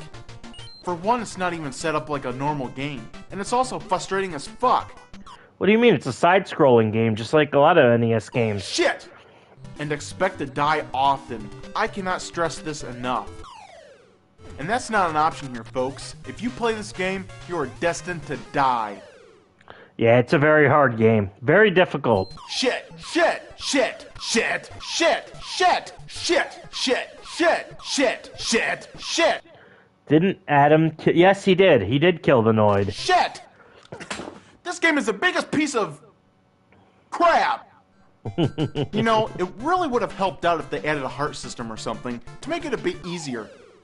Yeah, like 2 hits maybe? That'd be nice. For God's sake, even a puff of smoke will kill your ass. What the fuck? Now, if you manage to complete the level, a different colored Noid will challenge you to a pizza eating contest. Contest? Okay, now I'm really confused. Just how the... I bet Josh Moon can crush this. Someone needs to make an edit of Yo Noid, but replaces the Noid with Joshua Connor Moon. Because I know he can crush these fucking pizza eating What the hell is contests. this supposed to save the day? I know you can suck down those pizzas, Josh. So while the city is being burned to the ground, I'm stuck here having a fucking pizza eating contest. And let me just let you in on a little secret.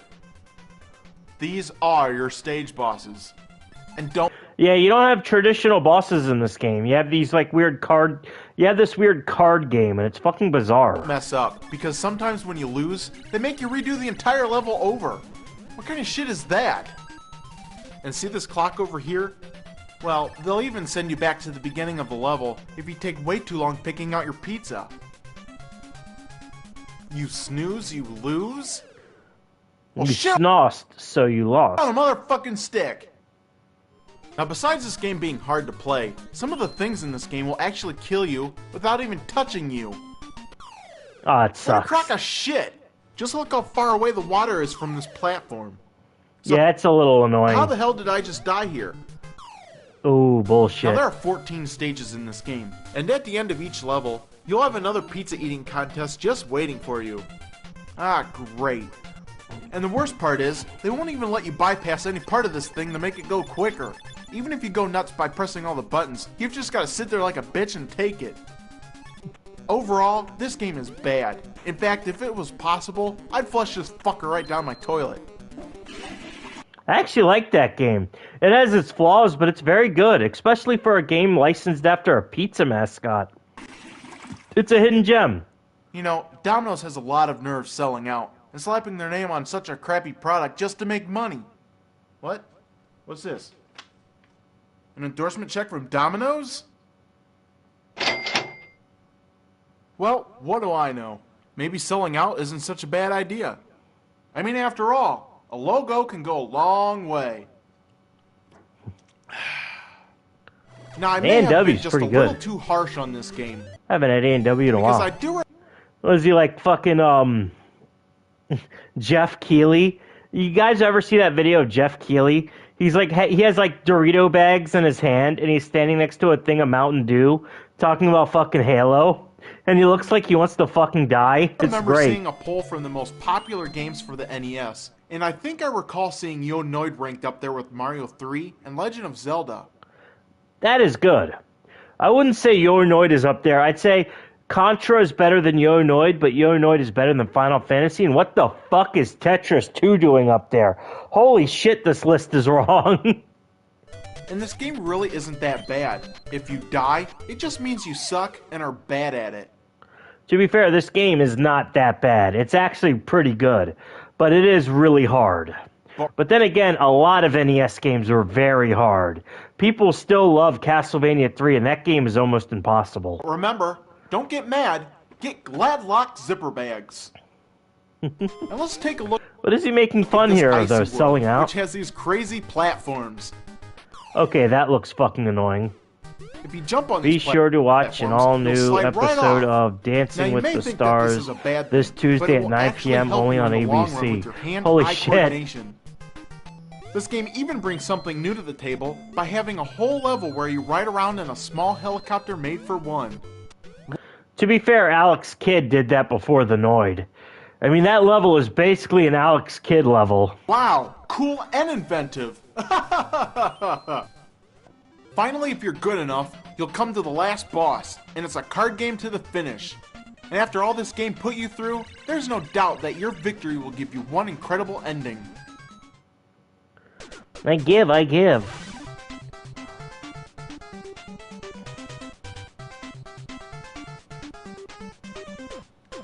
Alright, I didn't think the Noid ate pizza. I thought he destroyed pizza. Why is he eating it? I mean, eating it is basically destroying it because you're turning it into fecal matter, but still. What is that? Is that that's it? What is that ending supposed to be? Is he angry? After 14 stages of enemies and pointless card games, this is the best they could do? And what the hell is he doing anyway? What an ever-loving piece of rat-flinging bullshit! How could I have ever endorsed such a shitty game? Well, I'm done with this endorsing garbage. I'm irate, damn it, and the only one I'm selling out to is myself. Yeah, he sold t-shirts for a while and a DVD. That's right. Irate Gamer's back, baby. He mad. The Irate Gamer t-shirts are now available on theirategamer.com. Shirts may be considered illegal in Florida, Rhode Island, and Texas. May cause I wonder if you could still buy those shirts. irreversible damage to the kidneys and liver, and should not be taken with alcohol. Yo, Noid? Yo, fuck yourself. He hit someone. Jeez. My escape is at hand. Go, my slaves! Let's go! Lemmings? You picked a bad choice.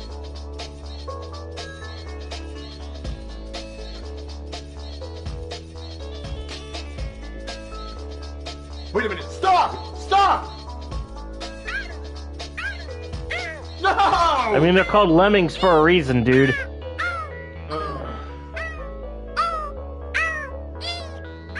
Stupid lemmings. Alright, that's the last video I have of the Irate Gamer. That's his whole Season 1, and it's alright. It's not bad. A lot of people like to call him an AVGN ripoff, and while he did take some lines from AVGN, his videos aren't bad. They're actually pretty entertaining. It's nice, like, it's kind of like that shit that you just listen to just kind of, like, tune out and do something else. Like, you want to play some video games or something. So yeah. All right, it's our moment of zen.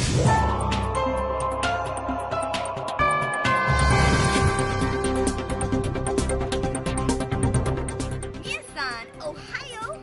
Miss Hannah Jinx here, and I'm here with some awesome Itaisha cars.